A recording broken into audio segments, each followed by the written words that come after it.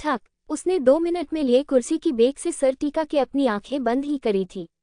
तभी देव उसके साइड में अपनी उंगली डेस्क पर मारने लगा। उसने घबरा के आंखें खोली। मिस हीर, अभी तो ढेर सारी फाइल्स हैं, अभी आपको पूरी फाइल कंप्लीट करके देनी है। हीर अपने मन में गालियां देके गुस्से से बोली। ओफो, आज तो पक्का चाची मुझे जान से मार देंगी। सर, लेकिन मैंने तो। नो मिस हीर, अभी के अभी सब चाहिए। ये कह के उसने फाइल्स आगे रखी और अपने केबिन की तरफ बढ़ गया। हीर ने टाइम देखा, शाम के 5 बजे थे। प्लीज भगवानन जी, आज बचा लेना प्लीज, चाची ने कहा था 5 बजे से पहले आना। और हीर, तू तो अभी भी यही बैठी है। ये सोच के हीर के हाथ और जल्दी फाइल पे चलने लगे थे। हीर ने जल्दी से सब काम करा। शाम के 6 बज चुके थे। हीर ने ऑफिस का डोर नॉक करा। देव ने इशारे से हीर को अंदर बुलाया और बड़े आराम से बोला, बैठिए मिस हीर। लेकिन सर, वो मैं कह रही थी कि मुझे अब जाना चाहिए, काफी देर हो गई है। मेरी चाची मेरा इंतजार कर रही होंगी। मैंने कब आपको उम्र भर के लिए रोक देना है। थोड़ी देर बैठिए, अपनी थकान उतारिए, चाय आने वाली है। बस पर सर, चाय मैं घर जाके पीऊंगी, प्लीज आप मुझे मत रोकिए। हीर के लाख मना करने के बाद भी देव ने उसको रोक ही लिया था। थोड़ी ही देर में चाय आ गई थी। हीर ने जल्दी जल्दी गरम गरम चाय गट की। चलिए अब चले सर, जबकि देव की आधी चाय भी अभी खत्म नहीं हुई थी। जी मिस हीर, लगता है आपको ज्यादा ही जल्दी है, चलिए। हीर मन में खुद से बोली, आज तो चाची सारी चाय निकाल देंगी मेरी। ये कह के हीर आगे बढ़ने लगी। तभी देव को साथ चलता देख हीर बोली, सर आप किधर? चलिए आपको छोड़ दूं मिस हीर, अकेली थोड़ी जाएंगी आप इस टाइम। नहीं सर, मैं चली जाऊंगी, हीर मुश्किल से बोली थी। जी नहीं, आइए आप मेरे साथ चलेंगी। हीर गुस्से में उठ के जाने लगी। उसके पास क्या ही चारा बचा था। जैसे ही देव दरवाजा खोल के निकला, हीर देव की खुशबू अपने अंदर उतारने लगी। इस बात से अनजान देव उसको ये सब करते देख रहा था। देव एकदम पीछे से बोला, मिस हीर, थोड़ी ऑक्सीजन हमारे लिए भी छोड़ दीजिए। थोड़ी ही देर में दोनों गाड़ी में बैठे थे। देव के साइड में बैठना ही हीर के लिए किसी ख्वाब से कम ना था, क्योंकि देव बहुत हैंडसम था। हीर शर्मिंदा सी हो गई। गाड़ी में बैठ के हीर यही सोचने लगी, एक तो शाम के 6 बज गए, ऊपर से लड़के के साथ आज तो चाची ने जान ही ले लेनी है मेरी। ये सोचते हुए हीर अपनी मंजिल की तरफ बढ़ने लगी थी। गाड़ी में भी हीर की घबराहट साफ जाहिर हो रही थी। क्या हुआ मिस हीर, ऐस बड़ी ही सही नहीं चल रहा? देव जानबूझ के बोला था। नहीं तो सर, सही तो चल रहा है। अच्छा, आपका पसीना देख के तो ऐसा लग नहीं रहा, इसलिए पूछ रहा था। देव की बात का मतलब समझ के हीर शर्मिंदा सी हो गई थी। इतना भी क्या घबरा रही है? मैं कौन सा आपको खा जाऊंगा? न न नहीं सर, वो तो मैं बस वैसे ही हीर बहाने ढूंढ रही थी। चलिए कोई बात नहीं, उसकी हालत का मजा लेते हुए देव बोला था। देव को मन ही मन में हीर की बातों पे हंसी आ रही थी। शानदार गाड़ी एक आम सी कॉलोनी में आके रुकी थी। देव और हीर जैसे ही उतरे, हीर ने कुछ नहीं देखा और जल्दी जल्दी घर की तरफ भागने लगी। मिस हीर, तभी देव चिल्ला के बोला। तो हीर ने पीछे मुड़ के देखा। अरे मिस हीर, एक बार भी आपने आने को तो कहा ही नहीं, घर भी नहीं बुलाएंगी। हीर को लगा देव सिर्फ मजाक कर रहा है, इसलिए उसने फॉर्मेलिटी के लिए कह ही दिया, जी सर, क्यों नहीं, आइए अंदर आइए। देव भी हीर का हालत का अच्छे से फायदा उठाते हुए उसके साथ चलते हुए बोला, चलिए आइए मिस हीर। हीर को बिल्कुल उम्मीद नहीं थी देव उसके साथ घर तक भी आ जाएगा। आज तो देव उसको झटके पे झटके ही दिए जा रहा था। हीर ने डरते डरते दरवाजा खटखटाया तो एक अधेड़ उम्र के आदमी ने दरवाजा खोला और खोलते ही चिल्ला के बोला, तुम्हें टाइम नहीं दिखता? शुक्र करो तुम्हारी चाची नहीं है यहाँ, वरना बाहर। लेकिन हीर के साथ उस हीरो जैसे आदमी को देख के उसने अपनी जुबान बंद कर ली। वो चाचा जी, यह मेरे बॉस है, ग्रुप इंडस्ट्रीज के मालिक। हीर बहाना बना के बोली, अच्छा अच्छा, वो जो टीवी में आते हैं।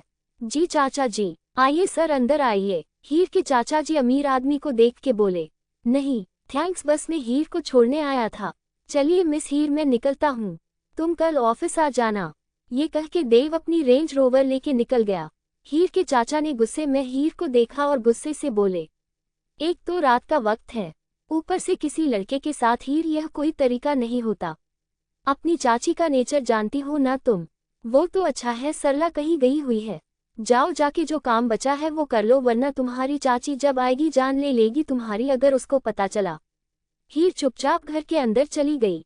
हीर गांव के माहौल में पली बड़ी आम सी लड़की थी, लेकिन उसकी एजुकेशन बड़े अच्छे से हुई थी। उसके पापा और माँ के मरने के बाद उसके चाची और चाचा जमीन के लालच में उसको यहाँ लेके आ गए थे। हीर बिल्कुल परी जैसी थी। और दूसरा देव रंधावा, जिसके नाम से कंपनीज और रेस्टोरेंट चलते थे, मोस्ट एलिजिबल बैचलर और बिजनेस की दुनिया का जाना माना नाम। हीर उसकी ही कंपनी में एक एम्प्लॉय थी।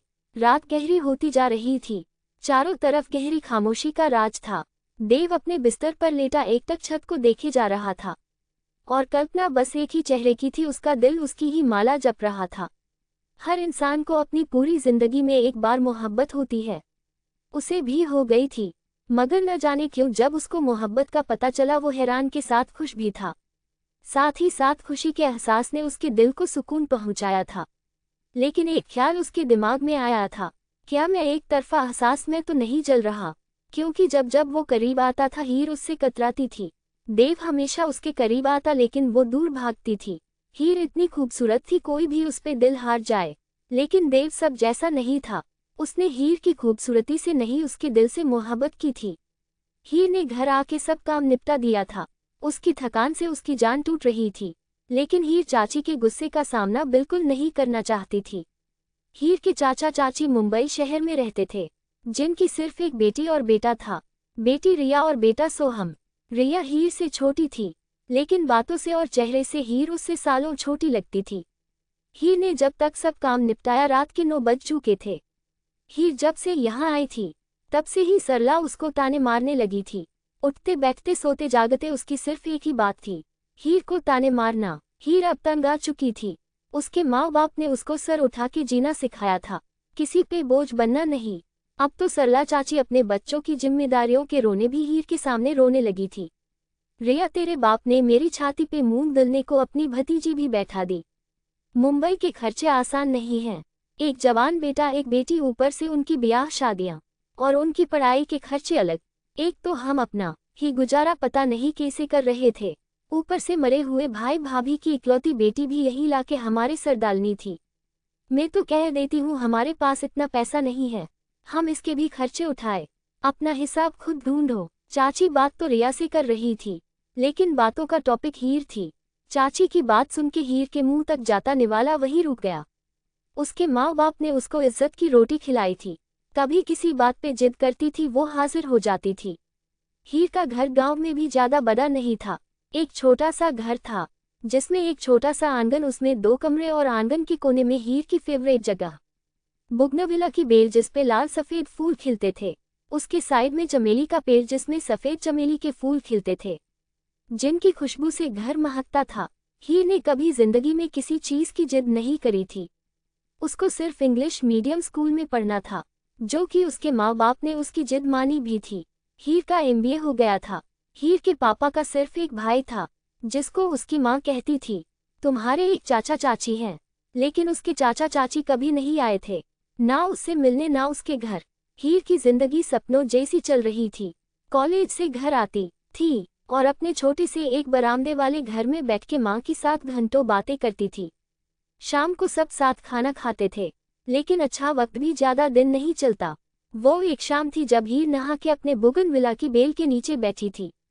हीर हमेशा कहती थी जब भी उसकी बोगनविला पे फूल खिलते हैं वो अच्छाई का प्रतीक होते हैं, लेकिन उसकी बोगनविला पे आज कोई फूल नहीं खिला था। हीर बैठी कुछ सोच ही रही थी जब दरवाजा की कुंडी धड़ धड़ बजने लगी। हीर ने जैसे ही दरवाजा खोला, सामने अपनी माँ बाप की लाशें देख के उसका दिल तड़प के रह गया। हीर की आंखों के सामने अंधेरा छा गया। जब हीर की आंख खुली उसके माँ बाप उसके सामने बेजान पड़े थे, और उसके चाचा चाची जिनको उसने पहली बार देखा था, तब जाके उसको पता चला था ये उसके चाचा चाची हैं। सरला दुनिया के सामने हीर को प्यार कर रही थी। थोड़ी ही देर में उसके माँ बाप ही अपने सफर पे निकल गए थे और सब अपने अपने घरों को जाने लगे थे। हीर को यहाँ भी नहीं छोड़ सकते थे। उसके चाचा ने हीर को देखा और धीरे से बोले, चलो बेटे अपना सामान बांध लो, तुम हमारे साथ रहोगी। वो दिन था और आज का दिन था, सबकी बातें सर झुका के मानना उसकी आदत सी बन गई थी। हीर ने सब्र करना सीख लिया था, जबकि चाची के बिगड़ते हुए एक्सप्रेशन हीर को साफ दिख गए थे। लेकिन अब उसका जाना भी जरूरी था। अकेली लड़की को ये जमाना चील कोवों की तरह नोचता है, और अकेली इस घर में रह भी नहीं सकती थी। कम से कम नाम के ही सही, लेकिन अपने तो होंगे। हीर ने यही सोच के अपना सामान बांध लिया। सामान भी क्या था, सिर्फ एक माँ और पापा का फोटो, दूसरा अपनी माँ की कुछ जरूरी चीजें, जेवर और महंगा सामान तो चाचा चाची ने उससे पहले ही छिपा दिया था। हीर अच्छे से जानती थी उसकी माँ के महंगे जेवर जो उन्होंने हीर की शादी के लिए जोड़े थे, और बाकी महंगे सामान कहाँ गए। लेकिन उसको अब इन जेवरों से कोई मतलब नहीं था। सबसे कीमती चीज उसने अपने माँ बाप के फोटो रख लिए थे, और इस घर में उसके लिए सब बेकार था। हीर ने अपना सामान बांधा और चाचा चाची के साथ घर से निकलते हुए एक आखिरी नज़र घर पे डाली। छोटे से आंगन में 2 चारपाइयाँ खाली पड़ी थी, किचन का सामान बिखरा पड़ा था, और उसका छोटा सा बगीचा बोगनविला पे भी कोई फूल नहीं था। शायद उसकी अच्छी किस्मत भी चली गई थी। उसको लगा था अब उसकी बोगनविला पे कोई फूल कभी नहीं खिलेगा, क्योंकि उसके लिए उसकी अच्छी किस्मत अब नहीं थी। हीर को दरवाजे पे खड़े देख सरला चिल्ला के बोली, अरे चलो भी, इतना वक्त नहीं है। इतने सालों यहाँ रह के निहारा नहीं क्या घर को? दीदी दीदी सोहम की आवाज से हीर होश में आई थी। उस दिन भी चाची की बातों ने उसको इतनी ही चोट पहुंचाई थी। हीर ने सोच लिया था अब वो भी कोई नौकरी करेगी, लेकिन बैठ के नहीं खाएगी। बैठ के तो बेचारी अब भी नहीं खाती थी। जब से आई थी बर्तन झाड़ू वाली और खाना बनाने वाली दोनों का खर्चा कम कर दिया गया था। उनको हटा के अब ये काम हीर का था। वो ही सबका खाना नाश्ता बनानी थी और वो ही घर का झाड़ू पोछा बर्तन करती थी। अब उससे चाची के ताने झेले नहीं जाते थे। हीर ने यही सोच के नौकरी की तलाश शुरू कर दी थी, और उसको पहले ही दिन बहुत बड़ी कंपनी में नौकरी भी मिल गई थी, जिसका सीईओ देव सिंघानिया था, जो हजारों करोड़ों का अकेला मालिक था। हीर ने जब नौकरी करनी शुरू करी थी, उसको यहाँ आए हुए 10 दिन भी नहीं गुजरे थे, जब चाची ने उसको उठते बैठते जलील करना शुरू कर दिया था। उसके खाने पीने पे भी अब चाची ताने मारने लगी थी। हीर ने सोच लिया था अब नौकरी ढूंढ के रहेगी, और अगले ही दिन नौकरी की तलाश में निकल गई थी। हीर की क्वालिफिकेशन बहुत अच्छी थी, इसलिए उसको देव की कंपनी में जाते ही एक एम्प्लॉय की जॉब मिल गई थी। उस दिन हीर के मन से बहुत बोझ हल्का हुआ था। कम से कम इज्जत की रोटी तो मिलती अब इस घर में। हीर की जब नौकरी लगी उसने तब देव को नहीं देखा था। देव के पापा ने उसका इंटरव्यू लिया था, और देव के पापा भले आदमी थे। उन्हें हीर के बात करने का ढंग सबसे ज्यादा पसंद आया था, जिसकी वजह से हीर को जाते ही एक अच्छी नौकरी मिल गई थी। हीर ने सोचा था सबसे पहले ये खबर चाची को देगी, और यही हुआ भी था। हीर कुछ पिज्जा और खाने पीने की चीजें ले गई थी। हीर के हाथों में इतना सामान देख के हीर को उम्मीद के मुताबिक जवाब मिला था, क्यों री महारानी, तेरे कौन से होटल खुले हैं जो यहाँ सब सामान उठा के ले आई? हीर सरला की बात पे धीरे से बोली, जी चाची, वो मैं कहना चाहती थी, मेरी नौकरी लग गई है। To be continued. सरला की बात पे अनिकेत कुछ सोचते हुए बोला, बस करो सरला, पूरे दिन उसके पीछे पड़ी रहती हो। भगवान के लिए कभी तो बेचारी पर तरस खाओ, बिन माँ बाप की बच्ची है।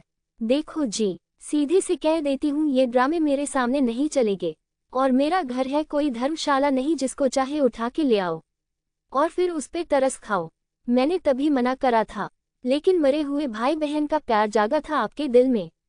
अब यहाँ लाके उस पे एहसान कर तो दिया है, आगे मुझसे कोई उम्मीद ना रखना, और मैं कहूँगी तो फिर मुझे कहोगे गरीब बिन माँ बाप की। इसलिए अपनी लाडली भतीजी को समझा देना, कहीं उसका चक्कर ही बॉस के साथ ना चल रहा हो। बस कर जाओ सरला। अनिकेत ने अब गुस्से से हाथ उठा के सरला को आगे बोलने से मना करा, तो सरला गुस्से में चादर सर से पैर तक तान के लेट गई। अगली सुबह हीर की आंख ठीक टाइम पे खुली थी। हीर ने टाइम देखा, सुबह के 7 बजे थे। हीर पहले तैयार हुई, फिर अपना दुपट्टा उठा के बाहर आ गई। बाहर अभी चाचा जी ही जागे थे। अनिकेत ने हीर को देखा और अखबार से नजर हटा के बोला, हीर जरा एक कप चाय तो बना देना, और चाची की बैग थी वही दे आना। हीर ने खामोशी से हाँ में गर्दन हिलाई और चुपचाप अपना काम करने लगी। हीर ने पहले एक कप चाय अनिकेत को दी और दूसरा कप सरला के लिए लेके उसके कमरे की तरफ चली गई। हीर ने सरला की साइड टेबल पे चाय रखी और जैसे ही मुड़ने लगी, चाची ने उसको रोक लिया। आजकल जब बॉस घर तक छोड़ने आने लगे हैं, तो बॉस से फिर सैलरी भी बढ़वा लो, आखिर तुम्हारे तो बाएं हाथ का खेल है। चाची की बात पे हीर तड़प उठी। चाची ने उसको एक ही दिन में कितना सस्ता समझ लिया था। हीर ने अपनी भारी घनी पलके ऊपर उठाए और धीरे से बोली, चाची, मैंने कभी अपने मुंह से सर को सैलरी बढ़ाने को नहीं कहा, और जो मुझे मिलती है वो बहुत है। मैं ये सब करके अपनी ही नजरों में गिर जाऊंगी, मुझे माफ कर दीजिए चाची। अच्छा, बात तो ऐसे कर रही हो जैसे बहुत बड़े बाप की बेटी हो। आज जब आओगी अपने उस बॉस से सैलरी की बात कर लेना। हमारे सर नहीं है, तुझे पालें। तेरे मरे हुए माँ बाप तुझे हमारे सर मर गए, और अगर सैलरी नहीं बढ़वा सकती तो कम से कम लोन मांग लेना। रिया को देखने लड़के वाले आ रहे हैं, और उनके खर्चे में भी पैसा लगेगा। अब तू ही कमाती है तो रिया को बहन समझ के ही जरा बहुत करने का तो तेरा फर्ज बनता ही है। चाची की बात पे हीर दिल मसोस के रह गई थी। आखिर क्या कहती अपनी चाची से जो उसकी सैलरी पे ऐश करके भी उसको सिर्फ ये कह रही थी। उसने क्या खर्च किया है उन पे। हीर को पता था इस बार भी उसके पैसे ब्यूटी पार्लर वाली पे लगने थे, जिससे कुछ फायदा नहीं होना था।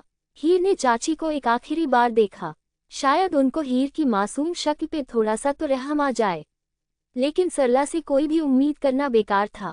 हीर ने टाइम देखा, 8 बजे थे। हीर का अब नाश्ता करने का मन नहीं था। उसको इस एहसास ने ही शर्मसार कर दिया था। आखिर देव का सामना कैसे करती, क्या कहती उसको। इतनी सैलरी के बाद भी लोन की क्या जरूरत पड़ गई थी। हीर ने अपना हैंडबैग उठाया और घर से बाहर निकल गई। मुंबई की बारिश का भी पता नहीं था, आए दिन हो जाती थी। हीर के पास छाता भी नहीं था और आज ऑटो भी नहीं मिला था। हीर अपने सर पे अपना कॉटन का पतला सा दुपट्टा लिए चल रही थी, जब किसी ने उसके बहुत करीब आके गाड़ी का हॉर्न बजाया था। हीर ने पलट के देखा, बहुत महंगी काली गाड़ी का शीशा नीचे हुआ और हीर को देव का हैंडसम चेहरा नजर आया। देव आंखों पे चश्मा लगाए उसको ही देख रहा था। हीर का सफेद रंग सर्दी के चलते अब गुलाबी हो गया था। उसकी नाक लाल हो रही थी, जो और भी सुंदर लग रही थी। हीर को देख के देव उसके पास गाड़ी लाके बोला, चलिए मिस हीर अंदर आइए। हीर हमेशा देव को देखने से बचती थी क्योंकि देव इतना हैंडसम था। लड़कियां उसके आगे पीछे घूमती थी, लेकिन उस देव को मासूम सी हीर पसंद आई थी। नहीं सर, मैं चली जाऊंगी, ऑफिस थोड़ी ही दूर है। हीर ने ये बात भी देव को देख के नहीं बोली थी। देव के चेहरे पे एक गहरी मुस्कान आ गई। देव ने फिर से हीर को देखा और इस बार थोड़ा गुस्से से बोला, मिस हीर ये मेरा ऑर्डर है, गाड़ी में आइए अभी। देव से हीर की हालत बिल्कुल नहीं देखी जा रही थी, और ऊपर से सड़क पे चलने वाले लोग हीर को किसी प्यासे की तरह देख रहे थे। हीर को भी अपने आसपास देख के एहसास हुआ तो वो एक सेकंड में देव के बराबर में आके बैठ गई। मिस हीर, लगता है आपको बात थोड़ा देर से समझ आती है। ऐसा मुझसे मिलके हुआ है या बचपन से ही आप ऐसी हैं? न न नहीं तो सर। फिर से देव के सामने आके हीर की जुबान को ब्रेक लग गए थे। देव का चाम ही ऐसा था, वो सामने वाले की चोरी पकड़ने में माहिर था। हीर को हकलाता देख देव फिर से बड़े प्यार से बोला था, तो मिस हीर अभी तक तो आप ऑफिस पहुंचने के लिए तैयार थी, लेकिन आपको कांपता देख मुझे तो ऐसा नहीं लगता। देव की बात पे हीर ने खुद पे गौर करा, तब जाके उसको समझ आया वो कितनी बुरी तरह कांप रही थी। जबकि देव की गाड़ी का हीटर ऑन था। हीर ने अब शर्मिंदा सा होके, हीर को अब देव से बहुत ज्यादा शर्म आ रही थी। नहीं सर, बस शायद हल्की सी सर्दी लग गई। देव ने हीर को अभी तक देखा नहीं था, उसकी नजरें सामने की तरफ थी। कोई बात नहीं मिस हीर, ऑफिस जाके चेंज कर लेना। देव की बात पे हीर अपने हाथों की उंगलियां मोड़ने लगी। देव की गाड़ी में उसके परफ्यूम की एक अलग सी महक थी। हीर का मन करता था ऐसे ही उम्र भर देव के पास बैठी रहे और अपनी जिंदगी उसके साथ गुजार दे, लेकिन हीर को लगता था ये सपने वो सिर्फ देख ही सकती थी। इन सपनों का पूरा होना नामुमकिन था। कहाँ देव हजारों करोड़ों का अकेला मालिक, और कहाँ हीर जिसके सर पे अपनी छत भी नहीं थी। हीर को सोच में गुम देख के देव फिर से बोला, लगता है मिस हीर आपको सोचने का बहुत ज्यादा शौक है, तभी तो हर थोड़ी देर बाद आप कुछ सोचने लग जाती हैं। चलिए ऑफिस आ गया। देव की बात पे हीर ने अपने सामने देखा जहां देव का आलिशान ऑफिस नजर आ रहा था। जी। हीर ने देव को देखा और अपना पर्स उठा के अपने लंबे लेब कदम उठाती ऑफिस की तरफ बढ़ गई। ये लीजिए, मेरी सिस्टर की ड्रेस है, आज ही कलेक्ट करके सीधा आ रहा था बुटीक से, आप इसमें चेंज कर लीजिए। पिंक कलर की ओने पीस ड्रेस काफी खूबसूरत सी थी। इधर सरला टीवी के सामने बैठी थी जब उसकी पड़ोसन सीमा उसके पास आके बैठ गई। अरे आइए आइए सीमा बहन, क्या बात है, बड़े दिन बाद दिखाई पड़ी हो। सरला की बात पे सीमा उसके पास बैठते हुए बोली, बस क्या बताऊं सरला, टाइम ही नहीं मिलता। तुम बताओ, आजकल तो बड़े अमीर लोगों के घरों में चक्कर लग रहे हैं। सीमा का इशारा रिया की ससुराल वालों की तरफ था। सीमा की बात पे सरला के बदन में आग लग गई। सरला गुस्से से बोली, क्या करूं सीमा, मेरी बेटी रिया है ही इतनी सुंदर और गुणवान जो देखता है रिश्ता मांगने आ जाता है। अब मैंने तो बहुत मना करा था। बताओ अभी उम्र ही क्या है बच्ची की। लेकिन वो लोग माने नहीं। सरला ने साफ झूठ बोला था। वैसे तुम्हें बुरी तो लगेगी सरला बहन, लेकिन समाज का भी तो ख्याल करना चाहिए। बताओ, बड़ी लड़की है घर में, भले ही अनिकेत भाई साहब के भाई की बेटी है, लेकिन है तुम्हारा ही खून, पहले तो उसकी शादी करनी चाहिए थी। रिया तो फिर भी छोटी थी। जिस बात से सरला डर रही थी, आखिर सीमा ने वही बात कह दी थी कि क्या करूं सीमा, मेरी गलती थोड़ी है इसमें। अब तुम खुद बताओ, जिस लड़की को हमने अपने घर में रखा उसका रिश्ता भी करवा देते, लेकिन अब उसका कोई रिश्ता आता ही नहीं। सरला की बात पे सीमा कुछ सोच के बोली, वैसे मेरी नज़र में बहुत अच्छा रिश्ता है। अगर तुम चाहो तो मैं कल ही लड़के वालों को भेजती हूँ। अच्छा खाता कमाता है लड़का, और बड़ी अच्छी फैमिली है। हीर के लिए सही रहेगा। बिल्कुल नहीं सीमा, हमसे दुनिया के ताने नहीं सुने जाएंगे। जवान लड़की है। अब देखो, तुम घर की हो, सिर्फ इसलिए बता रही हूँ, किसी को बता मत देना जाके। हीर के रंग ढंग कुछ सही नहीं है। अब ये तो तुम भी देखती हो, रोज देर से घर आना, और ऊपर से अब तो लड़कों के साथ घर आने लगी। बस भगवान बचाए ऐसी लड़कियों से। हमारी तो जिम्मेदारी है, निभानी पड़ रही है, लेकिन हम जानते बूझते कैसे और किसी को इस तूफान में धकेल दें। क्या सच में? सीमा के तो पैरों तले जमीन ही खिसक गई। उसने कब सोचा था मासूम सी दिखने वाली हीर इतनी चालाक निकलेगी। सीमा तो ये सोच रही थी, अगर सरला आनाकानी ना करे तो अपने ही बेटे से हीर का रिश्ता कर देगी, लेकिन यहाँ तो कुछ और ही पता चला था। सीमा धीरे से बोली, तुम्हारा बहुत बहुत शुक्रिया सरला बहन, मुझे इतनी बड़ी मुसीबत से बचा लिया। मैं तो अनर्थ करने चली थी। ये कल के सीमा मिनट से पहले उठ गई। सरला मुस्कुरा के बोली, अरे सीमा बहन चाय तो पीती जाओ, लेकिन सीमा ने एक नहीं सुनी। सरला मुस्कुरा के खुद से बोली, बहुत शौक है ना तुझे मेरी बेटी का हक मारने का। मैंने भी तुझे हर जगह बदनाम ना कर दिया तो मेरा नाम भी सरला नहीं। बैठी रहेगी कुंवारी। इधर हीर ने कपड़े चेंज करके सबसे पहले देव की भिजवाई फाइल पे काम करने का सोचा था, जब किसी ने धीरे से दरवाजा नॉक करा। अंदर आ जाए। सामने एक नौकर था जो हाथ में गर्मा गर्म भाप उड़ाती कॉफी ले हीर को ही देख रहा था। मैम, ये सर ने भेजी है, और ये भी कहा है आप ये फाइल किसी नौकर को ना दे के खुद सर को देने जाए। जितना हीर देव का सामना करने से कतराती थी, देव ने भी कसम खा रखी थी हीर को परेशान करने की। जी ठीक है, मैं चली जाऊंगी। हीर ने नौकर को देखा जो उसके ही इंतजार में खड़ा था। थोड़ी ही देर बाद नौकर खामोशी से चला गया था। हीर ने पहले तो कॉफी खत्म करी। उसने दिल ही दिल में देव का शुक्र किया था। कॉफी पी के बहुत ज्यादा राहत मिली थी। थोड़ी ही देर में हीर की कुछ फाइल बन के तैयार हो गई थी। अब बारी थी उनको देव तक पहुंचाने की। हीर ने फाइल उठाए और देव के केबिन की तरफ कदम बढ़ा दिए। हीर ने देव के केबिन के सामने गहरी सांस ली और खुद को देव के सामने जाने के लिए तैयार करने लगी।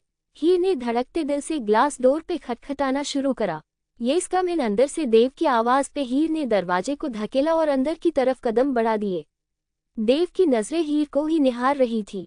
हीर ने फाइल देव के सामने रखी और धीरे से बोली, सर कुछ फाइल तो तैयार हो गई हैं और कुछ बची हैं। मुझे लगता है अभी हमें इन पे ही साइन करवा लेना चाहिए।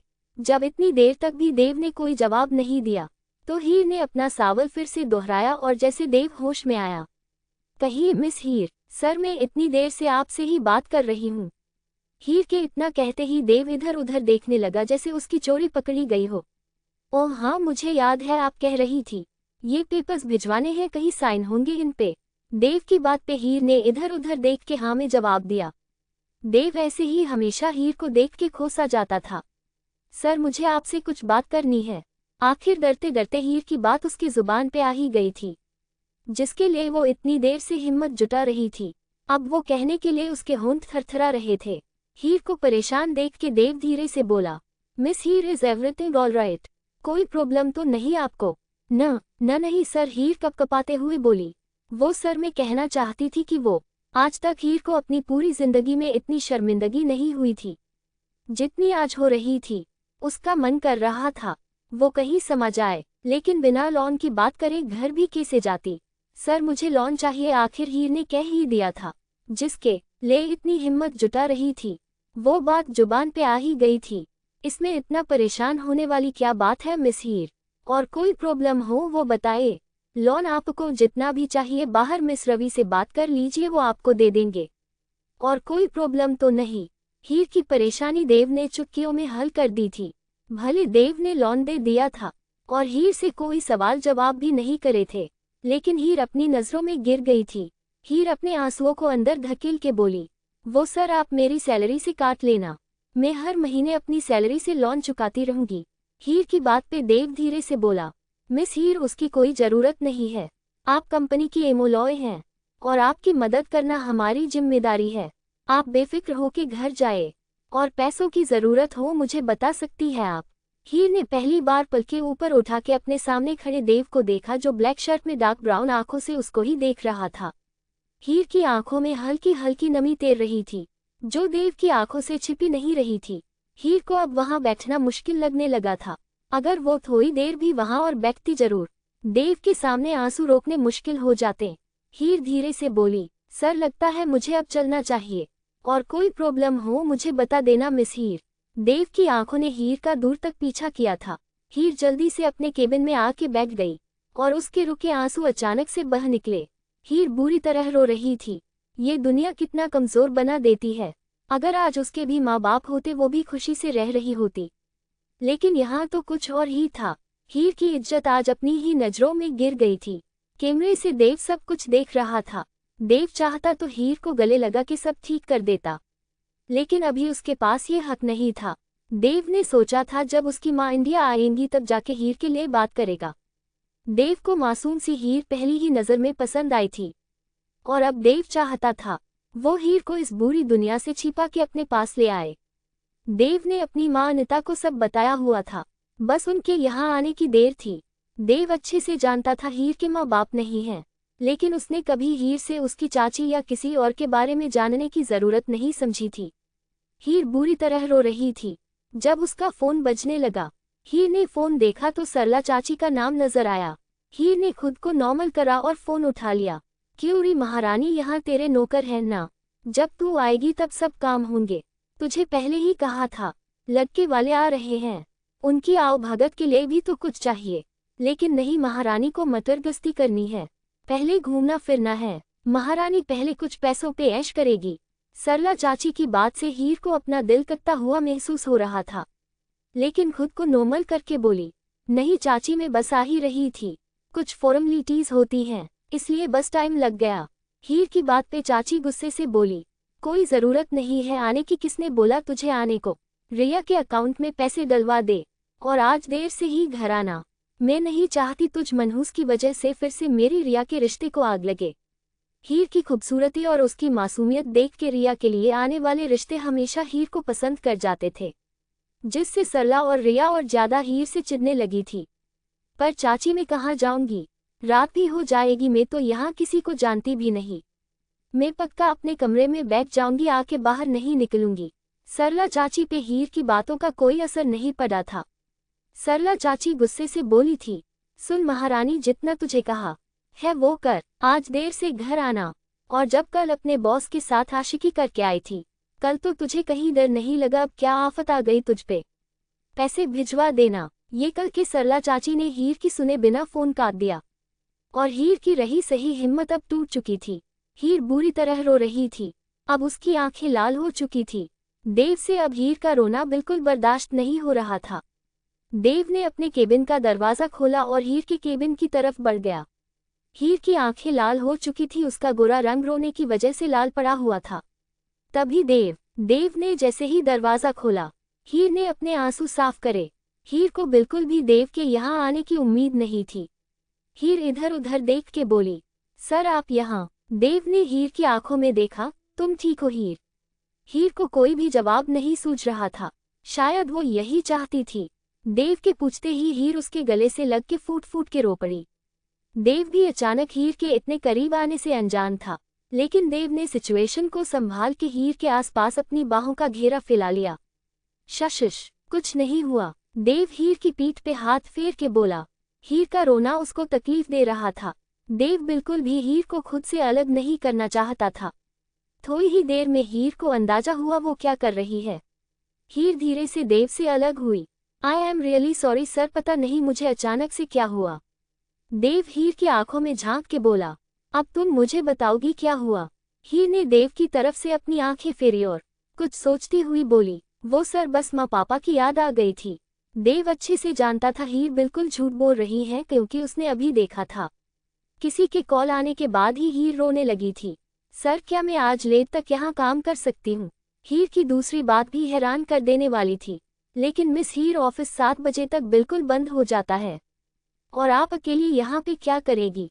सर मैं काम करूँगी और मेरी कुछ फाइल्स अभी कंप्लीट नहीं हुई हैं और हमें कल दिल्ली वाली कंपनी में पेपर्स भिजवाने हैं। आज ही कंप्लीट कर लूँगी। हीर एक और नया बहाना बनाती बोली, ओक मिस हीर तुम जब तक चाहो यहाँ काम कर सकती हो। जी थैंक्स सर। हीर देव की शुक्र भरी नजरों से देख के बोली। देव ने हीर को देखा और वहां से चला गया। देव का मन था हीर से उसके रोने का राज पूछे। देव के बाहर आते ही एक नौकर हाथ में कॉफी और सैंडविच लिए अंदर आ गया था। उस नौकर ने कोई बात नहीं करी थी।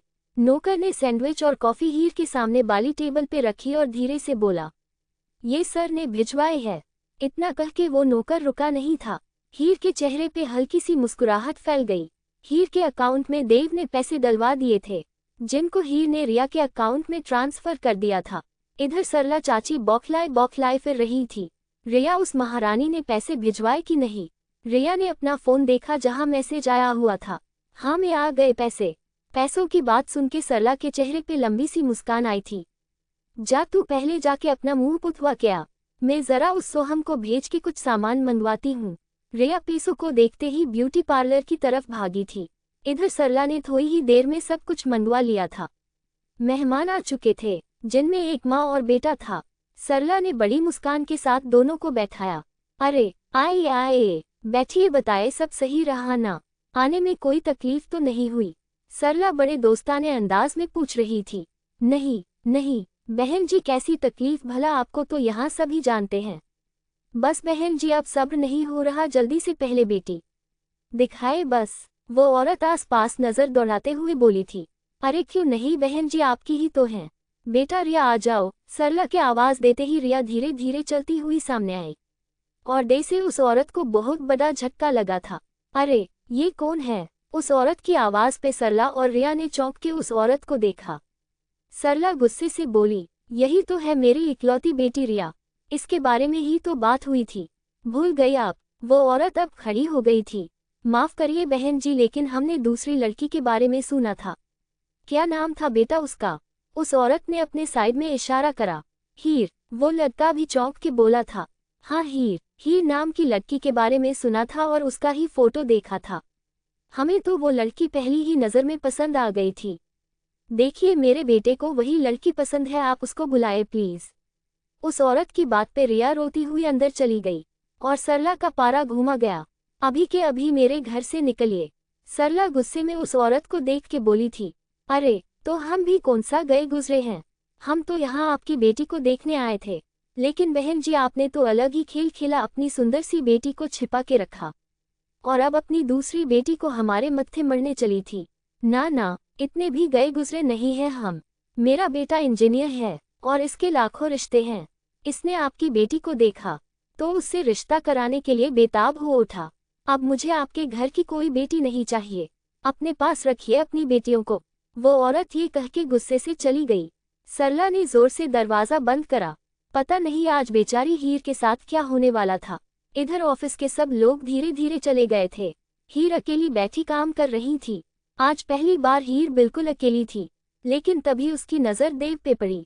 देव अपने केबिन की ग्लास विंडो से उसको ही देख रहा था। हीर ने आंख उठा के ऊपर देखा तो देव इधर उधर देखने लगा।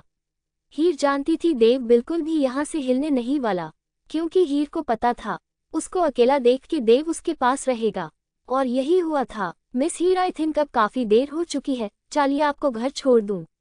देव की बात पे हीर ने सर झुकाए झुकाए जवाब दिया। सर आपको मेरी वजह से परेशान होने की कोई जरूरत नहीं, मैं अभी चली जाऊंगी। नहीं मिस हीर, परेशानी की कोई बात नहीं, आप मेरी जिम्मेदारी हैं। देव की बात पे हीर ने अचानक सर उठा के देव को देखा। वॉट? हीर चौंक के बोली तो देव सटपटा गया। वो मेरा मतलब था कि फिलहाल तुम ऑफिस में हो तो मेरी जिम्मेदारी हो और मैं अपने किसी भी एम्प्लॉय को ऐसे छोड़ के नहीं जा सकता। और चलो अब सब काम हो गया, बाकी कुछ काम कल कर लेना, टाइम काफी हो गया। देव ने हीर को याद दिलाते हुए कहा तो हीर ने वक्त देखा। जहां घड़ी ने रात के 9 बजाए थे। हीर को भी लगा शायद सब लोग अब तक चले गए, इसलिए उसने भी अपना सामान उठाया और देव के साथ चलने लगी। इधर अनिकेत चाचा जब घर आए तो सरला सर पे हाथ रखे बैठी थी। अनिकेत ने सरला को देखा और आसपास का माहौल देख के बोले, अरे क्या हुआ सरला, वो लोग आए थे, क्या बात बनी? इस बार तो पक्का मान गए होगे, भला हमारी रिया में कोई कमी है? और हो ना हो जरूर रिश्ता पक्का करके गए होंगे। अनिकेत ने आते ही सवालों की बौछार कर दी थी। अब सरला का सब्र का बांध टूट चुका था। सरला गुस्से से बोली, रिया में तो कोई कमी नहीं, लेकिन उस मनहूस को जो लाके यहाँ डाला है, वो हमारी रिया की खुशियां खा गई। क्या कह रही हो सरला? भगवान से डरो। अनिकेत एक सेकंड में समझ गया था बात क्या है। वो बच्ची यहाँ थी भी नहीं, और नहीं पसंद आई रिया तो कोई बात नहीं। अगर वो लोग हीर को देखने की मांग कर रहे थे तो तुम हीर को दिखा देती। वो भी तो हमारी ही बच्ची है, उसका रिश्ता भी तो हमें ही तय करना है। तो जो काम आगे करना है वो अब क्यों नहीं? अनिकेत की बात पे जैसे सरला की भौएं तंग गई थी। क्या कहा आपने? मैं अपनी रिया के आने वाले अमीर घर के रिश्तों को आपकी मनहूस भतीजी दे दूं? मैं धूप में कैसे कैसे रिश्ते करने वाली से बात कर कर के अच्छे घरों के रिश्ते लाती हूँ और आपकी मनहूस कलमुही को वहां ब्याह दूं? मत्था खराब नहीं मेरा। और रही बात उसका ब्याह करने की तो हमारे सर नहीं है। यही रह रह के कंवारी मर जाए। होश में आओ सरला, तुमने तो जलन और गुस्से में अपनी अकेल बेंच दी, तुम्हें उस मासूम का जरा भी ख्याल नहीं है। अनिकेत ये कह के गुस्से से अंदर चला गया था। इधर हीर फिर से देव की बराबर में बैठी थी और उसका हाल खराब हो रहा था। सर आप बेवजह परेशान हुए, मैं चली जाती, आखिर मेरा घर दूर ही कितना है।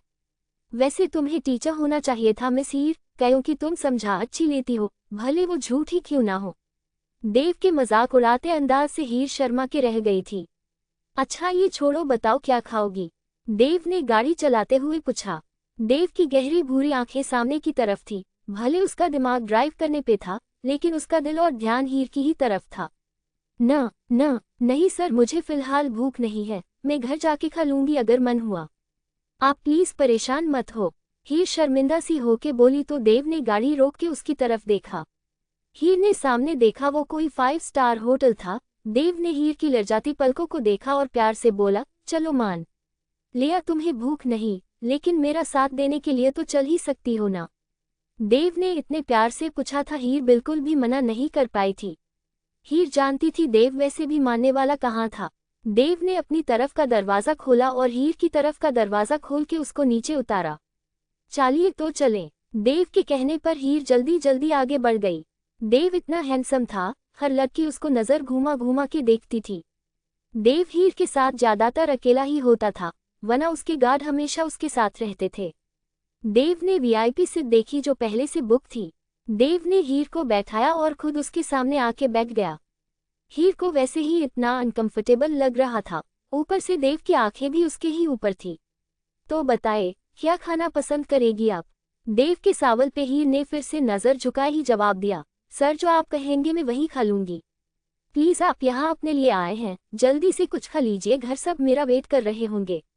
देव ने खुद ही काफ़ी कुछ ऑर्डर कर दिया था और अब जबरदस्ती हीर को ठूसा ठूसा के खिला भी रहा था। अरे मिस हीर, आपने ये तो ट्राई ही नहीं करा, बहुत फेमस है, यहाँ का बेस्ट चाइनीज है। हीर का पेट वैसे ही चिड़िया जैसा था बेचारी का, जो थोड़ी ही देर में भर जाता था। थोड़ी ही देर में देव ने हीर को जबरदस्ती करके सब खिला दिया था। दोनों होटल से निकल के बाहर आ गए जब हीर का पैर फिसला और वो बुरी तरह गिरती अगर देव की मजबूत बाहें उसको थाम ना लेती। हीर देव की बाहों में छिपी कांप रही थी और देव के हाथ हीर की खुली कमर पे थे। आज हीर को छू के देव को एक अलग सा एहसास हुआ था, ऐसा एहसास जो किसी के साथ नहीं हुआ था। देव का दिल उसको आगे बढ़ने के लिए मजबूर कर रहा था। हीर की गुलाबी नाजुक होंठ उसको बुला रहे थे। देव से कंट्रोल करना मुश्किल हो रहा था और उसने अचानक ही हीर के सर पे अपने होंठ रख दिए और जैसे हीर से हर उठी। हीर को बिल्कुल भी देव से ये उम्मीद नहीं थी। अब हीर का गुलाबी चेहरा लाल हो रहा था। देव ने धीरे से हीर को छोड़ा और उसके बाल पीछे करके बोला, आई एम सॉरी, तुम हो ही इतनी प्यारी, खुद ही मुझे अपनी तरफ खींचती हो। देव की बातें बातें हीर को दीवाना सा बना रही थी, जैसे उसका सपना सच हो रहा था। हीर का तो जैसे बुरा हाल था। देव ने हीर के लिए साइड का दरवाजा खोला और खुद उसके बराबर में बैठ गया। पूरे रास्ते में देव और हीर के बीच कोई बात नहीं हुई थी। दोनों ही अपनी सोचों में गुम थे। हीर की देव से नजर मिलाने की हिम्मत बिल्कुल नहीं हो रही थी। वो भी नहीं जानती थी आखिर क्यों उसका इतना बुरा हाल था। देव की मौजूदगी, उसकी छुअन, हर चीज हीर के दिल में गुदगुदी कर रही थी। थोड़ी ही देर में गाड़ी हीर के दरवाजे रुक गई थी और जैसे ही हीर दरवाजा खोलकर भागी, अचानक ही उसके कदम वहीं रुक गए। जब देव की आवाज उसके कानों में पड़ी, मिस हीर, आज फिर भूल गई आप मुझे। हीर को फिर से अपनी गलती का एहसास हुआ और हीर धीरे से बोली, चलिए सर, अंदर चलिए। नहीं मिस हीर, थैंक यू, तुमने पूछा तो, लेकिन कभी मेरे बिना कहे पूछोगी तो मुझे और भी ज्यादा अच्छा लगेगा। हीर को फिर से बहुत ज्यादा शर्मिंदगी महसूस होने लगी थी। इससे पहले कि हीर को और शर्मिंदगी होती, देव उसको बाय बोल के चला गया। हीर का अब फिर से मन घबरा रहा था। जब भी ऑफिस से वापस आती थी उसका कुछ ऐसा ही हाल होता था, और खासकर जब रिया का कोई रिश्ता आए। उस दिन सरला चाची ज्यादा ही गुस्से में पागल सी बैठी रहती थी, जिससे हीर को बहुत डर लगता था। हीर ने कपकपाते हाथों से डोर बेल बजाई तो दरवाजा चाची ने ही खोला था। चाची हीर को देख के उसके सामने से हट गई और हीर अंदर की तरफ बढ़ गई। आज शायद सूरज दूसरी दिशा से निकला था, जो चाची ने अपने तानों की बौछार शुरू नहीं करी थी। लेकिन अगले ही पल उसकी सोच धरी की धरी रह गई, जब चाची की कानों को जलाने वाली आवाज उसके कानों में पड़ी। तो आज क्या क्या ऐश करके आए हैं बॉस के साथ? चाची ने इतने बुरे तरीके से पूछा था। हीर की आंखों से आंसू बह निकले। न नहीं चाची, आपने कहा था देर से आना, बस ऑफिस में जरूरी काम निपटा रही थी। हीर के कहने से चाची को जरा भी असर नहीं पड़ा था। हाँ, काम ही तो कर रही होगी तू, वैसे खाना तो खाएगी ना, बचा हुआ रखा है, दूं लाके। आज चाची को अचानक ही हीर की इतनी फिक्र होने लगी थी। हीर को लगा आज चाची को बेचारी अनाथ पे शायद थोड़ा सा तरस आया है, और मना करके चाची का मन क्या मारती। हीर जैसे ही डाइनिंग पे खाना खाने बैठी, चाची की आवाज उसके कानों में पड़ी, वैसे मानना तो पड़ेगा, अपने बॉस के साथ 5 स्टार में खाना खा के भी तुझे घर का खाना खाना है। हीर के मुंह तक जाता टुकड़ा वहीं रुक गया। चाची को कैसे पता चला था ये सब? जिस होटल में तू ऐश कर रही थी ना, उस होटल में सीमा गई थी अपनी बेटी के साथ, और वहां तेरे बॉस और तुझे रंगे हाथों पकड़ा है उसने। यही तो चाहती थी तू, इसलिए ही तो तुझे शहर लाए थे। मनहूस कही कि मेरी बेटी के रिश्तों को आग लगा के खुद को बड़ा अच्छा समझती है ना। अरे ये करतूतें पता है मुझे तेरी। जाके किसी और को बेवकूफ बना। आज तुझे उसने 1 लाख किस लिए दे दिए? कोई मतलब तो तूने भी उसका हल करा ही होगा। इस बार चाची के शब्द हीर के कानों में जहर की तरह पड़े थे। हीर रोते हुए अचानक बोली, चाची बस, मैं आपके हर इल्जाम सहने को तैयार हूँ, लेकिन ये नहीं। मेरी इज्जत पे जरा सा भी दाग मैंने आज तक आने नहीं दिया, और आपको मैं इतनी घटिया लगती हूँ? जा ये घड़ियाली आंसू उनको दिखा जो तेरे आंसुओं में आ जाए। मैं ठीक से जानती हूँ तेरे रंग ढंग। चल दफा हो अब यहाँ से। चाची हीर से बहुत बुरी तरह बोली थी। हीर ने अपने आंसू पोंछे और कमरे की तरफ बढ़ गई। हीर अंदर जाते ही बुरी तरह रोने लगी। हीर बेड पे गिरी हुई बुरी तरह रो रही थी। कितनी भी बार चाची उसकी बेइज्जती कर ले, लेकिन उसने उनको सिर्फ माँ की तरह माना था। लेकिन आज तो हद ही हो गई थी। बाहर सरला का मन कर रहा था हीर का गला दबा दे। सरला ने गुस्से में हीर की कंपनी का कार्ड देखा। बहुत इतराती है ना तू उस करोड़पति पे, अब देख वो तेरे से इतनी नफरत करेगा, इतनी तू तड़प जाएगी उसके लिए, लेकिन वो तेरे से बात तक नहीं करेगा। पता नहीं चाची के दिमाग में क्या चल रहा था, लेकिन जो भी था बहुत बुरा था। बेचारी हीर के साथ जरूर कुछ और बुरा होने वाला था। सरला चाची ने किसी को फोन मिलाया और अगली ही बेल पे फोन रिसीव कर लिया गया था। सुनो, तुम्हें हीर पसंद है ना? उससे शादी करना चाहते हो? ठीक है, मैं कराऊंगी तुम्हारी शादी, लेकिन उसके लिए जैसा मैं चाहूँ तुम्हें वही करना पड़ेगा। उसके लिए तुम्हें यहाँ आना पड़ेगा। ये तो पता नहीं कॉल पे कौन था, लेकिन जो भी था हीर के लिए अच्छा नहीं था। देव और हीर का खूबसूरत सा रिश्ता सरला चाची की गंदी नजरों में आ गया था। सरला चाची ने फोन काटा और हीर के कमरे की तरफ देख के बोली, बहुत शौक है ना तुझे मेरी बेटी का हक मारने का? अब देख कैसे जमाने के सामने तुझे बेइज्जत न कराया। मेरा नाम भी सरला नहीं। अब देख तेरा वो बॉस जो तुझे देख देख के जीता है, कैसे तुझसे सिर्फ और सिर्फ नफरत करेगा।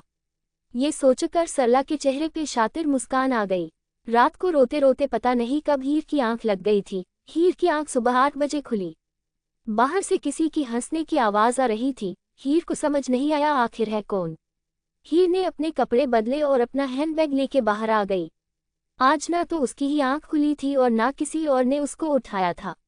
हीर इस सोच में गुम बाहर आई तो सामने वीरेन बैठा था। वीरेन सरला चाची की दोस्त का बेटा था, जो दिल्ली में रहती थी। वीरेन ने जैसे ही हीर को देखा एकदम उसकी तरफ भागा। अरे हीर, मैं तो तुम्हारे बारे में ही पूछ रहा था। कैसी हो तुम तो और भी ज्यादा सुंदर हो गई हो। हीर को वीरेन का इतना फ्रैंक होना बिल्कुल भी पसंद नहीं आया था। सरला चाची हीर को देख के बोली, गूंगी हो गई हो क्या? कुछ पूछ रहा है, सुनाई नहीं देता? हाँ ठीक हूँ, वीरेन की बात पे हीर धीरे से बोली थी। जाओ जाके चाय बना के लाओ, आज यहाँ किसी ने उठाया नहीं तो महारानी को खुद भी जरा सी शर्म नहीं आई। जी चाची, वो मुझे ऑफिस के लिए लेट हो रहा है। हीर की बात पे सरला गुस्से से बोली, तुझे जुबान चलाने को नहीं कहा, जाके चाय बना के ला। दिखाई नहीं देता वीरेन बैठा है। हीर ने साइड में बैठी रिया को देखा जो फोन चला रही थी। हीर ने अपना हैंडबैग रखा और वीरेन को चाय देके ऑफिस के लिए निकल गई। अब हीर के लिए और भी ज्यादा खतरा बढ़ गया था। हीर बिल्कुल भी वीरेन के सामने नहीं आना चाहती थी। वीरेन की गंदी नजर उसके ऊपर रहती थी। हीर के जाते ही वीरेन सरला को देख के बोला, आपको लगता है ये मान जाएगी? क्योंकि मुझे नहीं लगता, अभी से इसके नखरे इतने हो रहे हैं।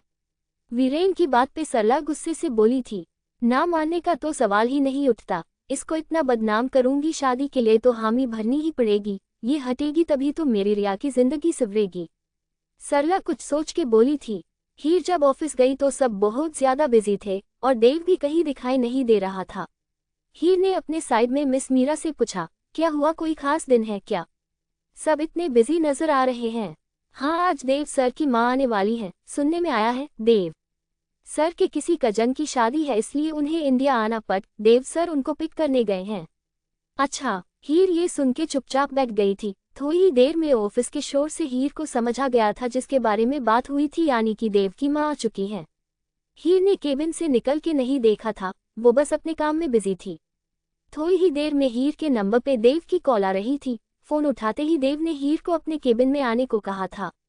हीर ने अपनी फाइल वहीं रखी और देव के केबिन की तरफ चली गई। हीर ने धीरे से दरवाजा नॉक करा तो जवाब देव की माँ ने दिया, आ जाओ बेटा, अंदर आओ। देव ब्लू शर्ट में बहुत ज्यादा हॉट लग रहा था। हीर जानबूझ के उससे नजर चुरा रही थी। देव की माँ मिसेज अनिता बहुत ज्यादा सिंपल और प्यारी लग रही थी। मिसेज अनिता ने व्हाइट साड़ी और डायमंड नेकलेस पहना हुआ था, जो देखने से ही बहुत हाई सोसाइटी की लग रही थी। मिसेज अनिता ने हीर को देखा और प्यार से बोली, आओ बेटे, इधर आओ। हीर धीरे धीरे मिसेज अनिता की तरफ चलने लगी। हीर कभी देव को देखती और कभी मिसेज अनिता को। उसको ये नहीं समझ आ रहा था आखिर करे तो क्या करे। मिस हीर, ये मेरी मॉम है, तुम इनसे पहली बार मिल रही होंगी, बट इट्स ओके, माँ तुम्हें जानती हैं।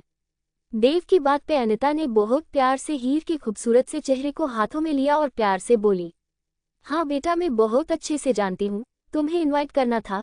देव के कजन की शादी है जो कि यही मुंबई में हो रही है। मैं दिल से चाहती हूँ तुम जरूर आओ। हीर को अचानक ही झटका सा लगा था। क्या चाची मानेगी? और मानने की तो बात की बात है, वो तो सुनेगी ही नहीं। हीर को अपने आगे के हालात दिखने लगे थे, इसलिए घबरा के बोली, नहीं मैम, मैं नहीं आ सकती, एक्चुअली मुझे कुछ काम है। हीर की बात पे देव अपनी माँ को देख के बोला, मैंने कहा था ना माँ, मिस हीर बहानों की पक्की है, हम कार लेके इनके घर ही चलेंगे, तब जाके ये आएंगी। देव अपनी माँ को देख के बोला तो अनिता भी हीर को बड़े प्यार से देख के बोली, कोई बात नहीं हीर, हम तो कार लेके खुद तुम्हारे घर आने वाले थे, हमें बहुत खुशी होगी अगर तुम शादी में आओगी, और देव को भी। कोई बात नहीं, हम शाम में तुम्हारे घर आएंगे। जी। हीर जबरदस्ती मुस्कुराती हुई चली गई। ये तो नहीं पता था अब आगे क्या होने वाला था। चाची तो किसी आए गए की कभी शर्म नहीं करती, कहीं देव सर की माँ को भी चाची। हीर को ये सोच सोच के ही शर्मा रही थी। हीर बेचारी मुश्किल से उठी और अपने केबिन की तरफ गई। हीर के जाते ही देव की माँ प्यार से बोली, देव कितनी प्यारी है ये, बिल्कुल डोल जैसी, मेरा मन तो कर रहा है बस इसको जल्दी से अपनी बहू बना के ले आऊं। और तुम्हारी जोड़ी भी एकदम चांद सूरज की जोड़ी है, मैं तो बहुत खुश हूँ तुम्हारे लिए, बस जल्दी से हीर को अपने घर ले आओ। अनिता की बात सुन के देव धीरे से बोला, हाँ माँ, हीर चेहरे से नहीं दिल से भी खूबसूरत है। और हीर ने अंदर आके चैन की सांस ली। हे भगवान, बस देव सर की माँ घर ना आए, पता नहीं चाची उनको भी कितना सुनाएंगी, प्लीज भगवान जी बचा लेना प्लीज। हीर जबरदस्ती खुद को शांत करने की कोशिश कर रही थी लेकिन शांत कर नहीं पा रही थी। हीर का दिमाग खराब हो गया था। पता नहीं जैसे तैसे हीर ने अपना काम करा। शाम के करीब 7 बजे थे। हीर का सब काम हो गया था। हीर ने अपना हैंडबैग उठाया और बाहर की तरफ चलने लगी। देव भी कहीं नजर नहीं आ रहा था। हीर के कदम अचानक रुक गए। वीरेन सामने खड़ा उसको ही देख रहा था। अरे चलो हीर, मुझे लगा मैं आ जाऊं तुम्हें लेने, अच्छा नहीं लगता ना? तुम अकेली घर आओ, माहौल भी अच्छा नहीं है। हीर का मन तो करा वीरेन का सर फाड़ दे, लेकिन खुद को शांत करके बोली, वीरेन मेरा रोज का काम है, तुम मेरे लिए ज्यादा परेशान मत हो। और आज ही मैं तुम्हारे साथ चलूंगी, रोज तो मुझे अकेले ही जाना पड़ेगा। हीर की बात पे वीरेन मुस्कुरा के बोला, कोई बात नहीं हीर, अब तो जिंदगी भर ऐसे ही चलना है। इससे पहले हीर कोई जवाब देती पीछे से देव वीरेन के सामने आ गया। तुम्हें इनकी फिक्र करने की जरूरत नहीं है, ये मेरी जिम्मेदारी है, आई मीन ऑफिस की जिम्मेदारी है, देव ने बहुत कोल्ड वॉइस में कहा था। एक पल को तो वीरेन अपने सामने खड़े इतने हॉट और हैंडसम आदमी को देख के चौंक ही गया। वीरेन देखते ही समझ गया था, ये जरूर हीर का बॉस है। वीरेन ने देव की बात बिल्कुल इग्नोर की और हाथ आगे बढ़ाता हुआ बोला, हाय आई एम वीरेन, मैं हीर का बेस्ट फ्रेंड हूँ। देव ने वीरेन की बात पे कोई ध्यान नहीं दिया था। देव हीर को देख के बोला, चलिए मिस हीर, लेट हो जाएंगी आप। हीर वीरेन को इग्नोर करके देव के साथ उसकी गाड़ी में चली गई और वीरेन अपना बेचारा सा मुंह लेके बस खड़ा देखता रहा। वीरेन को बहुत ज्यादा गुस्सा आ रहा था। बहुत इतराती है ना तू इस बॉस पे, देख यही कैसे तुझे धक्के देके इस ऑफिस से बाहर करेगा। वीरेन की आंखों में एक आग थी। इधर हीर देव के साइड में बैठी तो देव ने हीर की आंखों में देखा, जहां सिर्फ सच्चाई झलक रही थी। ओह तो बताए मिस हीर, अब आप किस बात पे परेशान हैं? देव की एक्सरे जैसी आंखों से कुछ नहीं छिपता, ऐसा हीर को लगता था, लेकिन ये काफी हद तक सच भी था। नहीं तो सर कुछ भी नहीं, बस मैं तो कह रही थी कि आप अनिता मैम कब आएंगी? हीर ने बहाने बनाते हुए कहा तो देव के चेहरे पे मुस्कान आ गई। तुम घर जाओगी तो वहीं पे मिलेंगी। देव ने हीर के सर पे नया बॉम्ब फोड़ा था। जी क्या? हीर को बहुत बड़ा धक्का लगा था। पर सर ऐसे मतलब नहीं, मेरा मतलब है कि बिना बताए क्यों? नहीं मतलब कि सर अचानक। हीर अभी बोल ही रही थी जब देव ने अचानक गाड़ी को ब्रेक लगा के हीर के होंठों पे उंगली रख दी। शांत, एकदम शांत। हीर का दिल धड़कना ही भूल गया। आप कितना बोलती हैं मिस हीर, जहाँ बोलना नहीं होता वहाँ बोलती हैं, और जहाँ बोलना होता है वहाँ एकदम शांत रहती हैं। ऐसा थोड़ी होता है, देव ने हीर को छेड़ते हुए कहा तो हीर की नजरें नीचे झुक गई। थोड़ी ही देर में दोनों हीर के घर पहुंच चुके थे। हीर जल्दी से उतर के घर की तरफ भागी, देव भी गाड़ी लॉक करके उसके पीछे आने लगा। हीर ने जैसे ही घर के अंदर कदम रखा, सामने मिसेज अनिता और उनके कुछ नौकर बैठे थे। हीर को देख के अनिता प्यार से बोली, अरे आओ बेटा, हम कब से तुम्हारा ही वेट कर रहे थे। हीर ने अनिता से पहले चाची को देखा, लेकिन चाची के चेहरे से उनके दिल में भरे जहर का जरा सा भी अंदाजा नहीं हो रहा था। चाची बड़ी मुस्कुरा मुस्कुरा के मिसेज अनिता की आओ भगत में लगी थी। अरे आओ हीर, देखो कब से अनिता जी तुम्हारा ही इंतजार कर रही हैं। तुमने कभी बताया नहीं अनिता जी जैसी हाई सोसाइटी की औरत के ऑफिस में तुम काम करती हो। जी नहीं सरला जी, हीर मेरे बेटे देव की कंपनी में काम करती है। मैं तो ज्यादातर काम से इंडिया से बाहर रहती हूँ। चलिए मुझे निकलना चाहिए, आप प्लीज पूरी फैमिली जरूर आइएगा, हमें और देव के पापा को बहुत अच्छा लगेगा। मिसेज अनिता ये कह के उठ गई थी और हीर सामने पड़े शॉप, मिठाइयाँ और कार्ड को देख रही थी। सरला बाहर तक अनिता को छोड़ने आई थी। अनिता गाड़ी में बैठ चुकी थी जब देव कुछ कहने के लिए अंदर आया और अचानक ही सरला ने उसका रास्ता रोक लिया। बेटा मैं हीर की चाची हूँ, उसने तुम्हें कहाँ बताया होगा मेरे बारे में, या फिर बेचारी को याद ही नहीं रहा होगा। ओह, ये कह के देव फिर से मुड़ने लगा, लेकिन सरला उसको रोक के बोली, वैसे बेटा देखो घर की बात है, लेकिन आज अनिता जी जैसी सच्ची औरत को देख के लगा तुमसे ये सच्चाई कहाँ छिपाऊं? कैसी सच्चाई? देव ने चौंक के पूछा। बस बेटा है तो अपनी ही बच्ची, लेकिन दूसरों को भी तो अंधकार में नहीं धकेल सकते ना। आप कहना क्या चाहती हैं? देव ने इस बार थोड़ा गुस्से से पूछा था। अरे वो हीर जो है बेटा देखो है तो अनाथ, लेकिन उसको हम यहाँ लेकर आ गए थे। पर बेटा क्या बताऊं, चाल चलन ठीक ही नहीं उसका।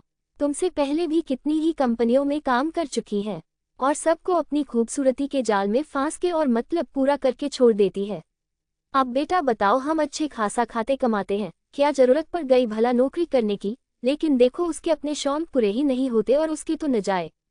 अभी सरला की बात उसके मुंह में थी जब देव गुस्से से चीखा था, स्टॉप इट, अगर आपने अब हीर के बारे में एक शब्द भी और बोला तो मैं भूल जाऊंगा आप उसकी कुछ लगती हैं।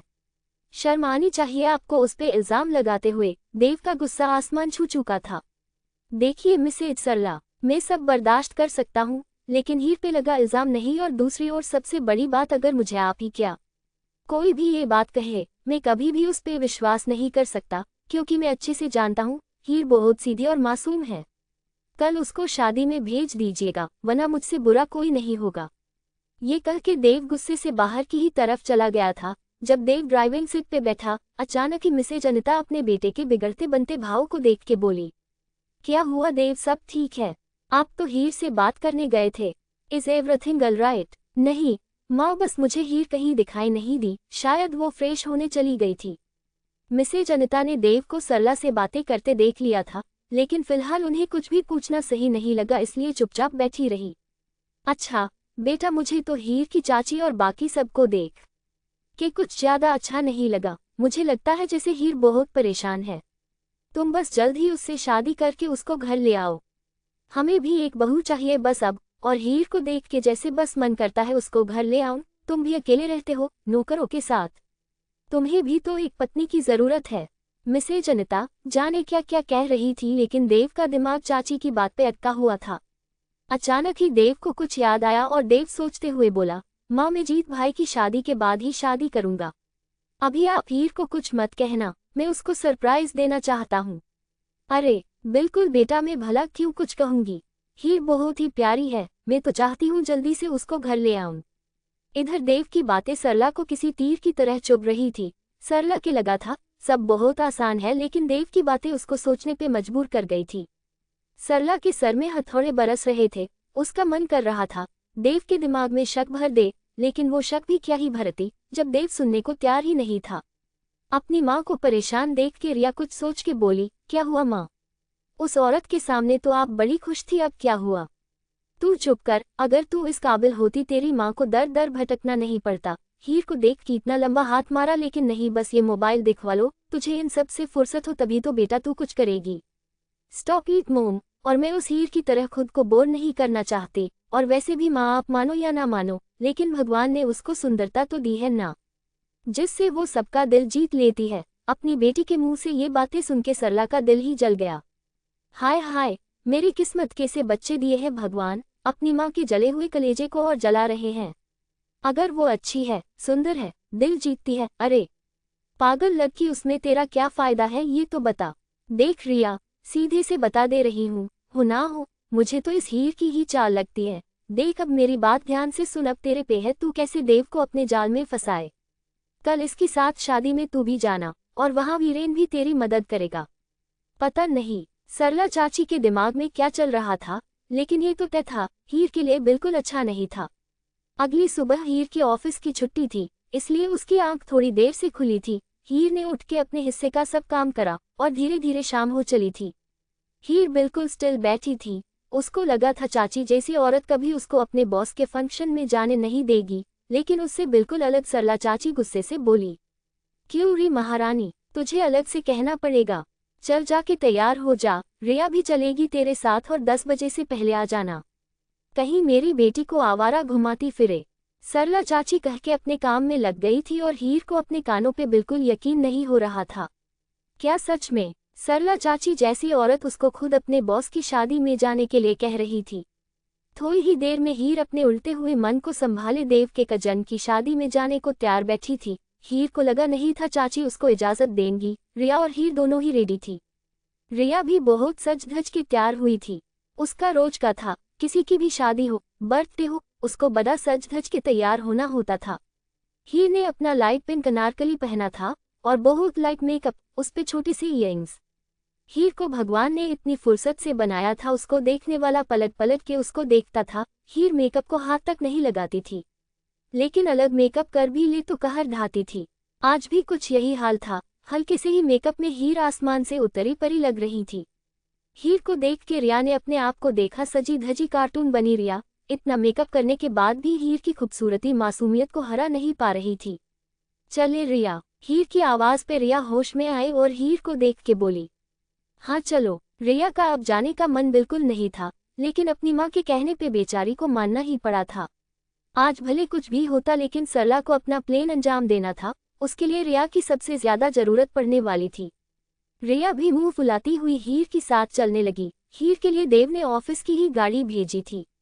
वो अच्छे से जानता था हीर को तैयार होकर ऐसे बाहर निकलना पसंद नहीं था, और गाड़ी उसके पास थी नहीं, इसलिए वो ऑटो से आती। हीर अपने सामने गाड़ी देख के हल्की सी मुस्कुरा दी। दोनों गाड़ी में बैठ चुकी थी। आज पहली बार एक बिलियनर की फैमिली की शादी देखने का शुभ अवसर प्राप्त हुआ था, इसलिए दोनों ही बहुत ज्यादा खुश थी। आधे घंटे के सफर के बाद दोनों अपनी मंजिल तक पहुंच चुकी थी। चारों तरफ लाइटों से सजा हुआ होटल अपने आप में ही अपनी शानो शौकत का जागता हुआ सबूत था। हीर की तो मानो आंखें ही खुल गई। कुछ ऐसा हाल रिया का भी था। रिया का तो अंदर जाने का मन ही नहीं था। वो बाहर बैठ के घंटों उस होटल की हर एक चीज को निहारना चाहती थी। रिया और हीर जैसे ही दोनों अंदर की तरफ बढ़ी, सामने ही देव बाहर की तरफ आ रहा था। देव ने ब्लैक सूट पहना था जिसपे उसकी ब्राउन आईज और भी ज्यादा अट्रैक्टिव लग रही थी। ऊपर से उसकी बॉडी। हीर अभी देव को देखने में ही बिजी थी। देव भी आज हीर से नजर नहीं हटा पा रहा था। पिंक अनारकली और उस पे हल्का सा मेकअप। आज हीर पूरी महफिल की जान खुद बन के आ गई थी। देव ये बात गारंटी से कह सकता था, इस होटल में हीर से ज्यादा सुंदर कोई नहीं है। देव जल्दी से हीर के पास आया। हाय मिस हीर, मुझे उम्मीद थी तुम जरूर आओगी। देव की प्यार लुटाती नजर हीर पे ही थी जब पीछे से रिया बोली, अरे आते क्यों नहीं, आपने इतने प्यार से जो बुलाया था सब भूल सकती थी मैं, लेकिन यहाँ आना नहीं, भले कुछ भी हो जाता। रिया बड़े फ्रैंक होके देव के पीछे पड़ी थी। देव ने हीर को गौर से देखा और धीरे से बोला, ये कौन है? रिया पे तो दे से घड़ों पानी पड़ गया। रिया धीरे से बोली, वो मुझे लगा हीर ने आपको मेरे बारे में सब बताया होगा। रिया बेचारी अब क्या ही करती, सोचे तो कुछ और ही बैठी थी लेकिन हो कुछ और गया था। अच्छा चलिए आप दोनों अंदर चलिए, माँ भी वेट कर रही होंगी। तो चलिए मिस हीर। देव के कहने पे हीर धीरे धीरे कदम बढ़ाती उसके साथ चलने लगी। पीछे से रिया भी धीरे धीरे अंदर आ रही थी। जब हीर और देव होटल में एंटर हुए सबकी नज़र उनकी तरफ उठ गई और जैसे लोग नज़र हटाना ही भूल गए। दोनों ही सबका ध्यान अपनी तरफ खींचने की हद तक सुंदर लग रहे थे। देव के माँ बाप को हीर में अपनी बहू का चेहरा साफ नजर आ रहा था। पीछे से रिया का खून जल जल के आधा हो चुका था। रिया भी देव को पहली बार देख के उससे नजर नहीं हटा पाई थी, और सबसे बड़ी बात देव का बैंक बैलेंस जो उसको मजबूर कर रहा था देव के आगे पीछे घूमने को। बेचारी रिया का तो जैसे दिमाग ही खराब हो चुका था। देव हीर को मिसेज अनिता के पास छोड़ के चला गया था। हीर तुम कितनी प्यारी लग रही हो, मिसेज अनिता हीर के गालों को छूते हुए बोली तो हीर ने अपना चेहरा और ज्यादा नीचे झुका लिया। नहीं मैम, बस आपकी नज़र ही प्यारी है, वरना में तो आम सी। नहीं बिल्कुल नहीं, तुम सबसे खूबसूरत लग रही हो, बिल्कुल डोल जैसी। मिसेज अनिता को सच में ही मासूम सी हीर दिल में उतरते ही महसूस हो रही थी। हाँ डे से सुंदर लड़कियां तो देखी नहीं इस बूढ़ी ने। हीर हीर हीर हीर मैं यहाँ इस हीर के ही तो गुणगान सुनने आई हूँ, मेरा अपना तो कुछ है नहीं। इस हीर से दिन पे दिन नफरत होती ही जा रही है। रिया का दिमाग बिल्कुल खराब हो चुका था। हीर कुछ खाने के लिए आगे बढ़ी ही थी जब पीछे से देव उसके पास आके खड़ा हो गया। देव उसके इतना करीब था, हीर को देव की सांसें अपनी कमर पे महसूस हो रही थी। हीर ने धड़कते हुए दिल से देव को देखा। सर क्या हुआ? हीर से अपनी धड़कनों पे काबू पाना बहुत ज्यादा मुश्किल हो रहा था। हीर जहां खड़ी थी यहाँ आसपास ज्यादातर जेंट्स थे जो हीर साफ देख पा रही थी। देव ने हीर की आंखों में देखा और उसका हाथ पकड़ के साइड में ले आया। तुम्हारी जिप खुली है। हीर को एहसास हुआ उसकी आधी कमर विजिबल हो रही थी। हीर एकदम दीवार से लग गई। ओह घबराओ मत, मैं किसी को भेजता हूँ। रुको मैं रिया को भेजता हूँ, तुम्हारी हेल्प कर देगी या किसी सर्वेंट को भेजता हूँ। नहीं सर मैं कर लूंगी। हीर अच्छे से जानती थी जिस रिया के बारे में देव बात कर रहा था वो तो उसको कहीं दिखेगी भी नहीं, पता नहीं कहाँ कौन से लड़के से बातें बना रही होगी, और सर्वेंट को आने में भी टाइम लगता। सर मैं कर लूंगी। हीर अब मुड़ मुड़ के अपनी जिप लगाने की कोशिश कर रही थी, लेकिन उसकी मेहनत बेकार ही जा रही थी, जो कि हीर अच्छे से देख पा रही थी। देव पहले तो हीर को इतनी मेहनत करते देखता रहा। देव धीरे से आगे आया और हीर का हाथ धीरे से पकड़ के उसको अपनी दूसरी तरफ मोड़ दिया। देव धीरे से हीर के कान के बोला, घबराओ मत हीर, मैं तुम्हें नहीं देख रहा। और जैसा देव ने कहा था वैसा उसने करा भी था। देव ने हीर को बिल्कुल नहीं देखा था।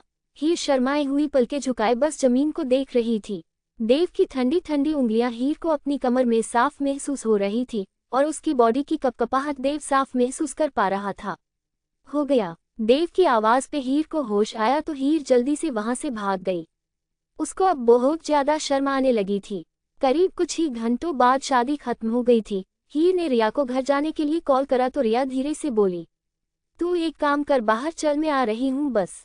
इधर रिया की नज़र देव को ढूंढ रही थी और आखिरकार देव एक जगह नजर भी आ गया। वो किसी से बातें करने में बिजी था। हाय मिस्टर देव, वो बाहर हीर आपका इंतजार कर रही है, उसने कहा था आपसे मिलके जाएगी। मिस हीर बाहर भी चली गई। देव थोड़ा परेशान होते हुए बोला, हाँ मैंने कहा तू बाहर चल, मैं देव सर को ले आती हूँ। हीर का जाना सुन के देव दौड़ता हुआ बाहर की तरफ भागा। रिया और देव जैसे ही बाहर पहुंचे, हीर किसी से बातें करने में बिजी थी। हाँ मैं ही वीरेन की गर्लफ्रेंड हूँ और जल्द ही हमारी शादी होने वाली है, और क्या प्रूफ चाहिए तुम्हें? हीर इतना कॉन्फिडेंट होके खुद को वीरेन की गर्लफ्रेंड बताने में बिजी थी। वो लड़की गुस्से से बोली, तभी ये हर रात गायब रहता है, तुम्हारे साथ गुजारता होगा सब रातें। उसके इस सवाल पे हीर थोड़ा घबराई थी, लेकिन देव की तरफ से मुंह मोड़ने के कारण देव उसकी घबराहट नहीं देख पाया था। हीर इस बात से अनजान थी, पीछे देव उसकी हर एक बात सुन चुका था। देव को बिल्कुल भी यकीन नहीं हो रहा था हीर ये सब बातें बोल रही थी। उसकी हीर, जिसने आज तक कोई बुरा काम नहीं करा था, वो ये सब कर रही थी। देव को अब अपने पैरों पे खड़े होना भी मुश्किल सा लग रहा था। देव ने रिया को देखा जो हल्की हल्की मुस्कुरा रही थी। देव जैसे आया था वैसे ही पीछे पलट गया। रिया के चेहरे पे एक शैतानी मुस्कुराहट आ गई। इधर हीर ने उस लड़की को देखा जो अब जा चुकी थी। उस लड़की के जाते ही वीरेन हीर को देख के बोला, थैंक यू सो मच हीर, अगर आज तुम नहीं होती ये लड़की पता नहीं क्या ही करती। हीर ने वीरेन को देखा और धीरे से हाँ में गर्दन हिला दी। हीर कुछ सोच रही थी। फ्लैशबैक, जब हीर रिया को फोन करके बाहर, तब वीरेन बहुत ज्यादा परेशान था। हीर समझ नहीं पाई आखिर वीरेन क्यों इतना परेशान है, लेकिन वीरेन हीर को देखते ही उसके पास आ गया। आई एम सॉरी हीर, मैं तुम्हें बिल्कुल परेशान नहीं करना चाहता। अगर यहाँ रिया होती तो मैं उससे बोलता, लेकिन अब तुम आ गई हो। प्लीज हीर, अभी एक लड़की आने वाली है, तुम्हें उसके सामने बस ये बोलना है कि तुम मेरी गर्लफ्रेंड हो। बस ये बात बोलनी है, बाकी कुछ नहीं। हीर ने गुस्से में वीरेन को घूरा। तुम्हारा दिमाग तो ठीक है वीरेन, कैसी बातें कर रहे हो? प्लीज मुझसे ऐसी बातें मत करो, और रही बात तुम्हारी गर्लफ्रेंड होने की, तो मैं नहीं कर सकती ये सब। जैसा वीरेन ने सोचा था बिल्कुल यही जवाब सामने से मिला था। हीर ने सीधे से मना कर दिया था। वीरेन अचानक ही हीर के पैरों में गिर गया। प्लीज मुझे मना मत करो, प्लीज हीर, मैंने उस लड़की को कहा है मेरी एक गर्लफ्रेंड है, और अब सिर्फ तुम ही मेरी मदद कर सकती हो, और जब तक तुम हाँ नहीं बोलोगी मैं यहाँ से नहीं उठूंगा। प्लीज सिर्फ एक्टिंग ही कर लो थोड़ी देर के लिए, प्लीज हीर। अच्छा ठीक है, प्लीज उठो। अब हीर ने अपने आसपास लोगों को देखा जो आते जाते उसको ही देख रहे थे। हीर को बहुत अजीब लग रहा था। हीर के कहते ही वीरेन अचानक ही उसके सामने आके खड़ा हो गया। Thank you so much Heer, thank you so much, तुमने मुझ पे बहुत बड़ा एहसान करा है। फ्लैशबैक एंड, हीर ने जो भी करा था उसको लगा था शायद अब उसकी जान छूट गई, लेकिन हीर ने अपनी जिंदगी की सबसे बड़ी गलती करी थी। हीर अपनी मासूमियत के आगे वीरेन और रिया की चाल नहीं समझ पाई थी। हीर चले, रिया बड़ी मुस्कुरा के बोली। हाँ चलो। दोनों जिस गाड़ी से आई थी उसी गाड़ी से घर की तरफ चली गई थी। देव गुस्से से गाड़ी उठा के निकल गया था। मिसेज अनिता को भी नहीं पता था देव आखिर गया कहाँ। देव बहुत फास्ट ड्राइव कर रहा था। उसके दिमाग में बार बार हीर का वो मासूम चेहरा आ रहा था। बार बार देव को हीर की कही एक ही बात याद आ रही थी, मैं इसकी गर्लफ्रेंड हूँ। क्या क्या सपने सजाए थे देव ने। उसको लगा था कल ही अनिता जी को हीर के रिश्ते के लिए भेजेगा और हीर को हमेशा के लिए अपना बना लाएगा, लेकिन हीर ने कितना बड़ा गेम खेला था उसको बिल्कुल भी अंदाजा नहीं था।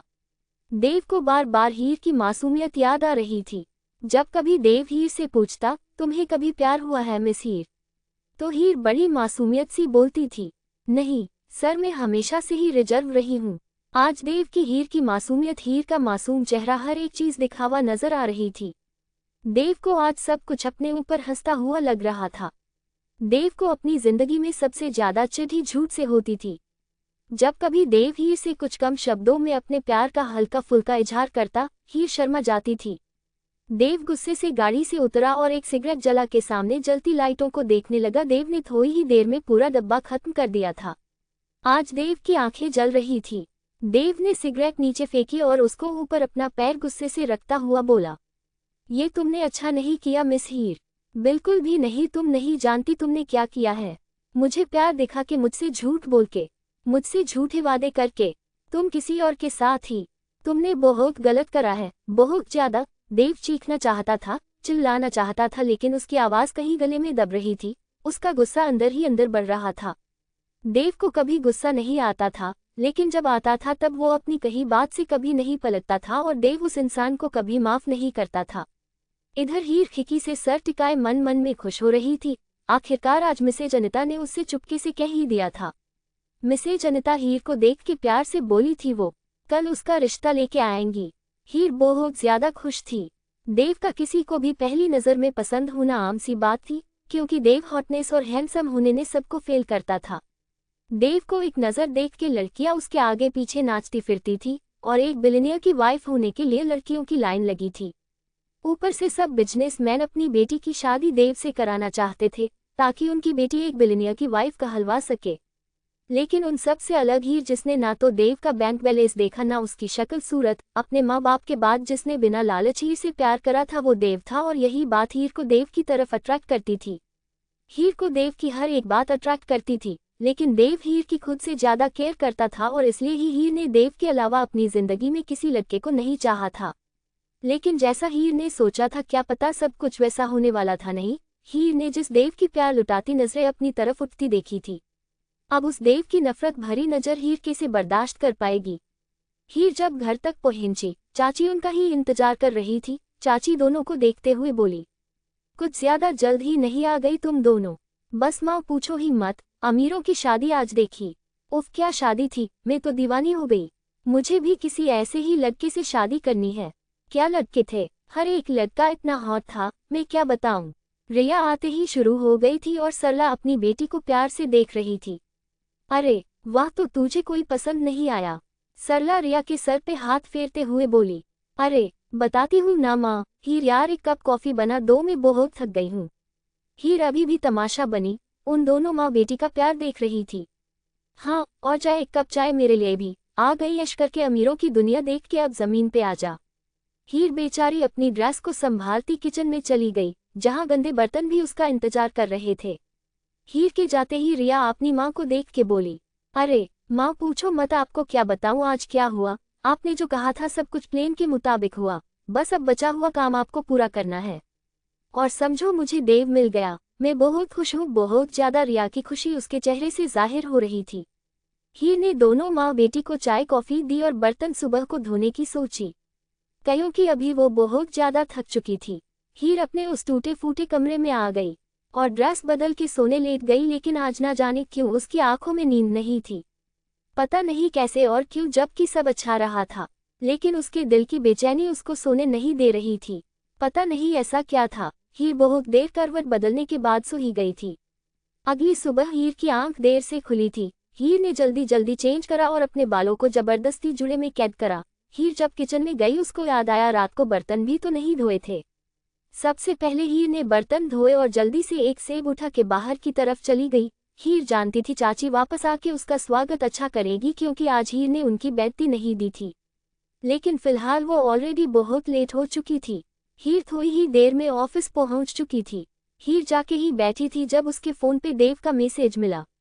ओहो, आज तो इतनी जल्दी याद कर लिया, रहा नहीं जाता। हीर के बाहर निकलते ही उसके साथ की कुछ एमोलॉय बोली तो हीर शर्मा के देव के केबिन में चली गई। दोनों का रिश्ता ढका छिपा नहीं था, सभी जानते थे उनके बारे में, इसलिए हीर को बिल्कुल भी अजीब नहीं लगा था। हीर जब देव के केबिन में गई, देव किसी राजा की तरह बैठा था। आइए मिस हीर बैठिए, देव हीर को देख के बोला। लेकिन आज ना जाने क्यों देव की आंखें में प्यार नहीं था। आज हीर को देव की आंखें अलग सी लगी थी, लेकिन हीर ने अपना वहम सोच के ज्यादा ध्यान नहीं दिया। तो मिस हीर, आप मुझे एक बात बताएंगी? देव पेपर वेट घुमाता हुआ बोला। जी सर कहिए। आप आज इतना लेट ऑफिस आए हैं, आपको अपनी जरा सी भी गलती नहीं लगती? आपने ऑफिस को समझ क्या रखा है? ये आपका घर नहीं है और आप किसी भी टाइम आके ऑफिस के बैठ जाऊंगी। मिस हीर, बाकी लोग भी यहाँ आते हैं, आप कोई स्पेशल नहीं हो। और आगे से अगर आप यहाँ टाइम पे नहीं मिली तो अगले दिन ऑफिस आने की जरूरत नहीं है। Get out. देव ने अपनी बात खत्म करके हीर की एक भी बात नहीं सुनी थी।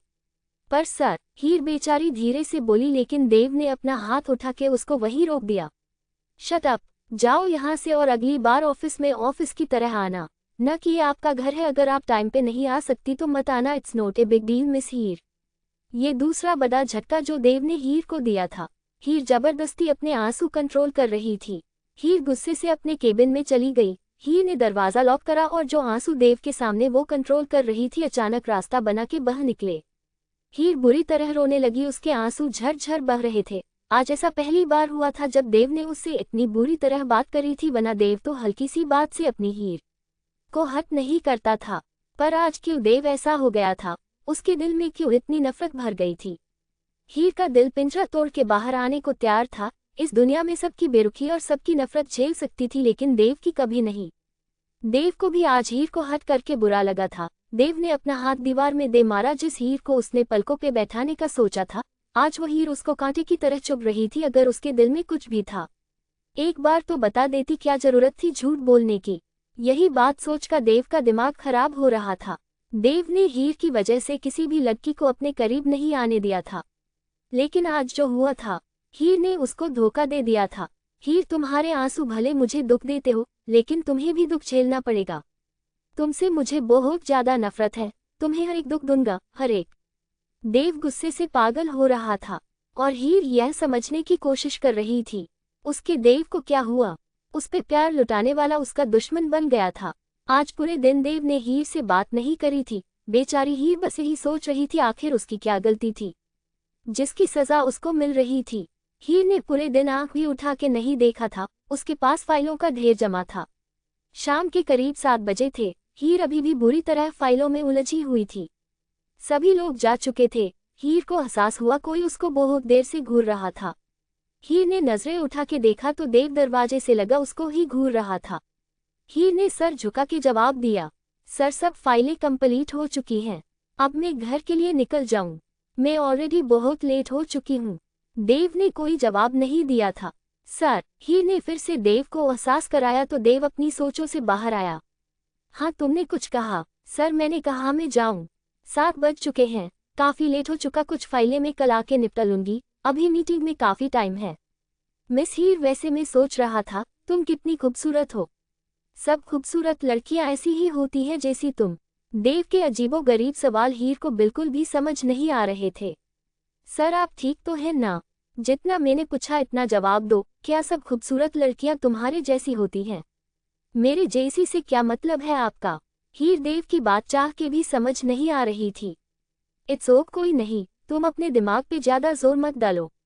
ये फाइल अपने घर ले जाओ और जितनी हो सके कंप्लीट कर देना। कल शाम तक मुझे पूरी चाहिए, अगर उसके लिए तुम्हें पूरी रात जागना है जागो, जो भी करना है वही करो, लेकिन मुझे ये फाइल कंप्लीट करके दे देना।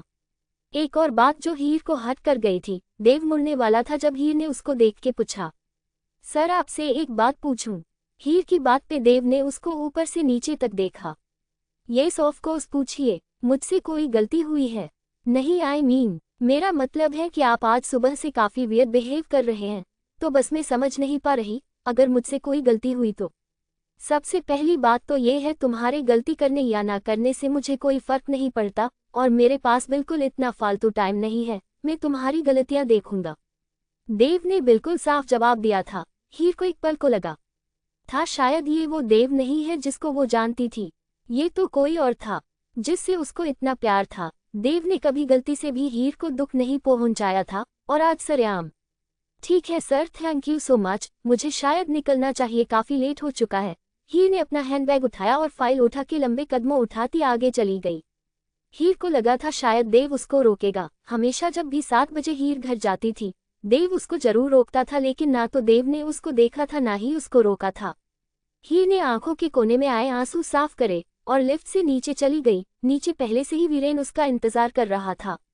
तुम यहाँ क्या कर रहे हो? हीर को वीरेन से उम्मीद नहीं थी वो उसके ऑफिस तक आ जाएगा। अरे हीर, तुम नहीं जानती आजकल का माहौल बहुत खराब है, बहुत ज्यादा, और तुम इतनी दूर से अकेली आओगी मुझे अच्छा नहीं लगेगा। वैसे भी तुम मेरी फ्यूचर वाइफ जो बनने वाली हो। एक और नया झटका। वॉट, ये क्या बकवास कर रहे हो तुम?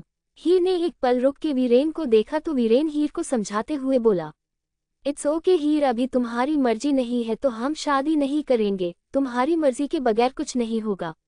वीरेन, एक सेकंड, बात मेरी मर्जी या ना मर्जी की नहीं है, लेकिन एक बात याद रखना, अगर ये बात तुमसे चाची ने कही है तो चाची को समझा लो, वो मेरी जिंदगी कंट्रोल नहीं कर सकती, किससे शादी करनी है किससे नहीं करनी ये मेरा फैसला होगा। आज तक उनकी हर बात में सहती आई हूँ, लेकिन ये नहीं। हीर ने देव का गुस्सा वीरेन पे निकाल दिया था। अच्छा ठीक है हीर, हम इस बारे में घर जाके बात करें। अभी प्लीज चलो, देखो काफी टाइम हो गया, ऐसे अच्छा नहीं लग रहा तुम यहाँ खड़ी हो। आओ चलो। हीर ने वीरेन की आंखों में देखा और उसके पीछे उसकी बाइक पे बैठ गई। इस बात से अनजान पीछे देव का दिल कितने टुकड़ों में टूटा था। देव की आंखें फिर से लाल हो गई थी। थोड़ी देर देव उस सड़क को देखता रहा जहां से हीर अभी अभी गुजरी थी और वो भी तेजी से गाड़ी लेके निकल गया। देव जब घर पहुंचा तो मिसेज अनीता उसका ही इंतजार कर रही थी। अरे देव बेटा, आ गए तुमने कहा था आज हीर के घर चलना है, लेकिन तुम तो आए ही नहीं। अभी भी वैसे वक्त है, तुम कहो तो हम तैयार हो जाएं। अनीता जी कैसे भी हीर को अपने घर की बहू बना के लाना चाहती थी। देव की लाल आंखें देख के अनीता जी ने थोड़ा परेशान होते हुए पूछा, क्या हुआ बेटा, सब ठीक तो है ना? तुम्हारी आंखें लाल क्यों हो रही हैं? कुछ नहीं माँ, बस थोड़ा बहुत कचरा चला गया आंख में। और लड़की मैंने पसंद कर ली है, आप कल उसके घर जाके बात कर लेना। बेटा लड़की से क्या मतलब, हीर के घर चलना है ना? अनीता जी को थोड़ा अजीब लगा था। हाँ वही चलना है, आप सब रेडी रखना, कल दिन में चलेंगे और रिश्ते की बात करेंगे। ठीक है जैसा तुम कहो, मुझे तो बहुत खुशी है, हीर को लाने की बहुत जल्दी है मुझे। मैं तो अभी चलती, अगर तुम्हारे सर में दर्द ना होता अपने पापा से भी एक बार बात कर लेना। ओक। देव ये कह के अपने कमरे में चला गया। मिसेज अनीता को कुछ तो सही नहीं लग रहा था। कल देव हीर की बात करते हुए जितना खुश था आज ऐसा बिल्कुल नहीं था, और उसकी आंखों की लाली कचरे की वजह से तो बिल्कुल नहीं थी। हीर जब घर पहुंची, घर में कोई भी नहीं नजर नहीं आ रहा था। वीरेन भी उसको छोड़ के चला गया था। शायद सब कहीं बाहर गए थे। अच्छा है कम से कम चाची की डांट से बचने का कोई तो बहाना मिला था। हीर ने पहले कपड़े बदले, उसके बाद किचन साफ करा। हीर ने जल्दी ही सब काम निपटा लिया था। उसके बाद हीर ने कॉफी बनाई और कमरे की तरफ बढ़ गई। हीर ने अपने चारों तरफ देखा जहां एकदम शांति थी। उसके बाद फाइलों के ढेर को देखा। हीर का सर दर्द कर रहा था, ऊपर से इतनी फाइल। हीर ने अपना फोन उठाया और देव को कॉल करी। देव ने दूसरी बेल पे कॉल रिसीव कर ली थी। हेलो, देव अपनी सख्त आवाज में बोला तो हीर को कुछ और पूछते हुए ही डर लगने लगा। सर मैं कह रही थी कि मैं काफी थक चुकी हूँ, मैं कल आपको सब कंप्लीट करके दे दूंगी। ओह तो आप थक गई? देव इस बार और भी ज्यादा गुस्से में बोला था। तुम्हें सैलरी किस बात की मिलती है? देव के सवाल पे हीर गड़बड़ा गई थी। नहीं बस मैं कह रही थी कि वो मिस हीर आपकी चॉइस है, आपको फाइल नहीं कंप्लीट करनी है मत करना। ओह टेक केयर। हीर बेजान सी फोन को देखती रही और देव तब तक फोन रख चुका था। हीर की आंखों से आंसू बह निकले। सिर्फ एक रात में कोई कैसे बदल सकता है? सिर्फ एक रात। हीर को ये नहीं समझ आ रहा था आखिर देव को क्या हो गया, लेकिन फिलहाल इन सब के बारे में सोचने का टाइम नहीं था। हीर ने फाइल को देखा और काम करने लगी। रात के 12 बज चुके थे। बाहर से हंसने बोलने की आवाजें आ रही थी। हीर समझ चुकी थी चाची और सब लोग ऐश करके आ चुके हैं। थोड़ी ही देर में सब सोने भी चले गए थे, लेकिन एक बात हैरान कर देने वाली थी। आखिर आज चाची ने हीर को आवाज लगा के उससे कोई काम क्यों नहीं कराया था? हीर अच्छे से जानती थी, जब भी चाची आती थी हमेशा हीर से चाय तो जरूर ही बनवाती थी, लेकिन आज तो ऐसा कुछ भी नहीं हुआ था। हीर ने सर झटका और फिर से फाइलों में मुंह घुसा लिया। सुबह के 4 बजे हीर का काम खत्म हुआ था। अब उसको चाय की तलब हो रही थी। हीर ने टाइम देखा और किचन में चली गई। हीर ने किचन की लाइट नहीं खोली, क्योंकि वो जानती थी चाची 2 मिनट में उसके सर पर आके खड़ी हो जाएंगी। हीर ने अपने फोन की फ्लैश लाइट ऑन करी और चाय बनाने लगी, लेकिन तभी उसने रिया की हल्की हल्की सी आवाज सुनी। रिया इस टाइम किससे बात कर रही थी? रिया बात कर रही थी, ये कोई खास बात नहीं थी, लेकिन उसको लगा जैसे रिया उसके बारे में ही बात कर रही थी। किसी की बात सुनना गलत है, लेकिन ये भी एक ह्यूमन नेचर होता है। जब कोई अपनी बात सुने उसको पूरी सुने बिना वहां से हिलने का मन नहीं करता। हीर धीरे धीरे रिया के कमरे के दरवाजे के पास गई। रिया किसी से बड़ी खुश होकर बात कर रही थी। अरे आप नहीं जानते, माँ ने तो उसको कितनी बार मना किया है, लेकिन वो मानती नहीं। बस हम भी सोच रहे हैं। हाँ मैं ध्यान रखूंगी, उसकी एक एक बात आपको बताना मेरी जिम्मेदारी है। हीर की रीढ़ की हड्डी में सिहरन दौड़ गई। क्या ये बातें उसके बारे में हो रही थी? रिया ने सामने देखा, शीशे से किसी की परछाई दिख रही थी। रिया को समझने में देर नहीं लगी, ये हीर ही है, क्योंकि हीर के अलावा और जो भी होता वो सीधा अंदर आ जाता, ऐसे छुप छुप के बातें नहीं सुनता। रिया ने फोन काटा और कान पे लगाए लगाए बोली, बस तुम्हें क्या बताऊं वीरेन, पूजा कितनी बुरी है, मैं तुम्हें उसके बारे में सब बताऊंगी, तुम फिक्र मत करो।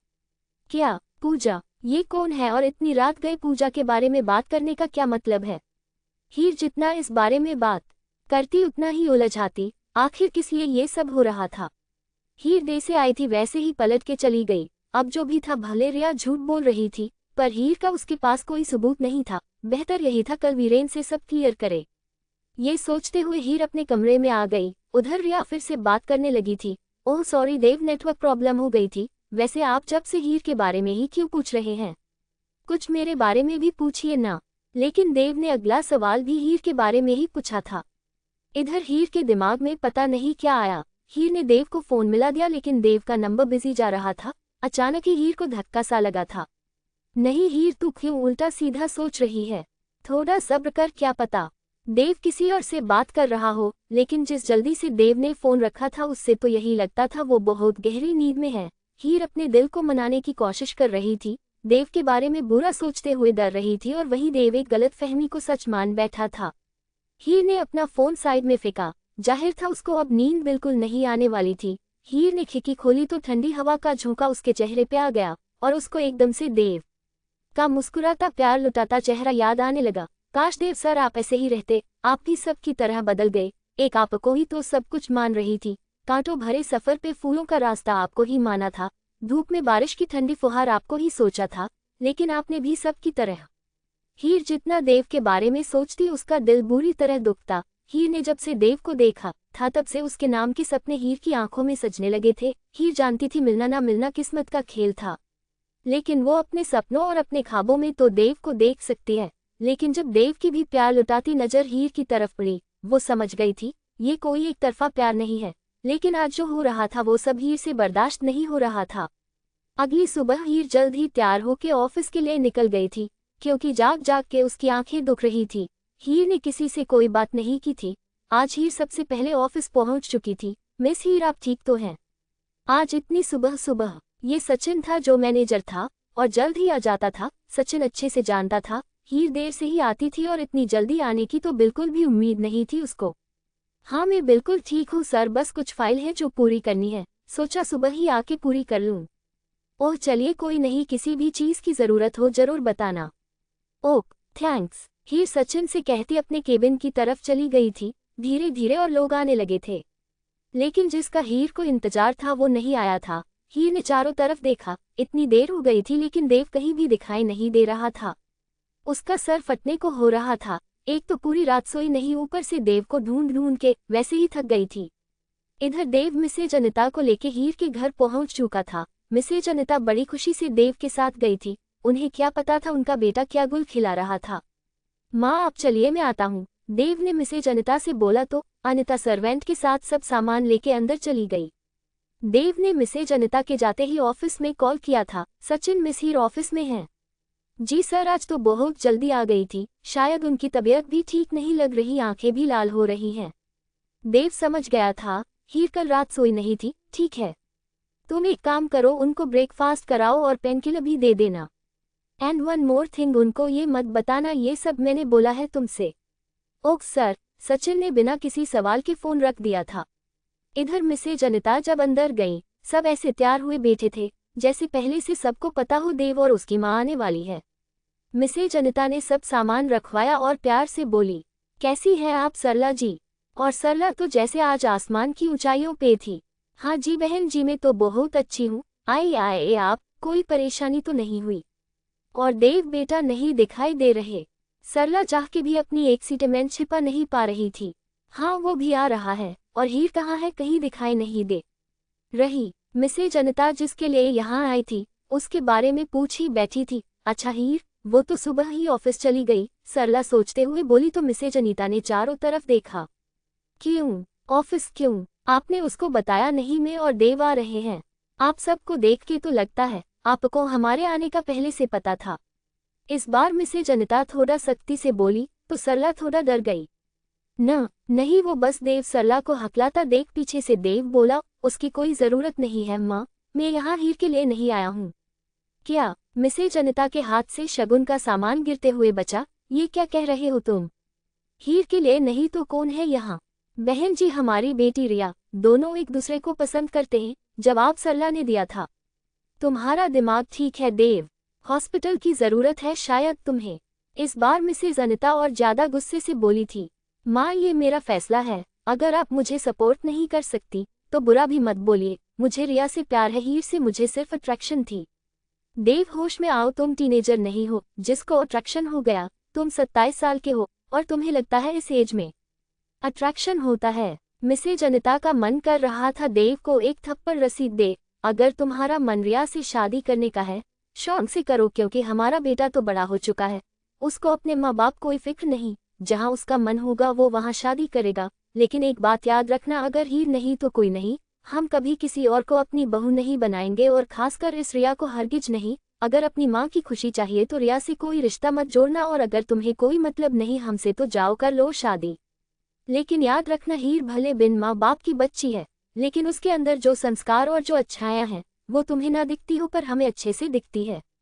अब तो हमारा बेटा बड़ा हो गया ना, उसको कुछ नहीं सुनना, लेकिन हम इस शादी में शामिल नहीं होंगे। ये कह के मिसेज अनिता ने सरला को देखा जो रिया का हाथ थामे खड़ी थी। अब मिसेज सरला ने देव को देखा, क्योंकि उनको यकीन था देव कभी उनकी बात नहीं टालेगा, लेकिन वो नहीं जानती थी उनका बेटा अंधा हो चुका है। कोई बात नहीं माँ, अगर आपको लगता है आपके मेरी शादी में शामिल ना होने से शादी नहीं होगी तो आप गलत हैं। मैं रिया से प्यार करता हूँ और मुझे उसके अलावा किसी और से शादी नहीं करनी। आई एम सॉरी, पर अगर आपको आना है शौक से आइए, वरना इट्स ओके, लेकिन आपकी बहू सिर्फ रिया बनेगी। देव की बातें किसी पत्थर की तरह मिसेज अनिता के कानों में पड़ी थी।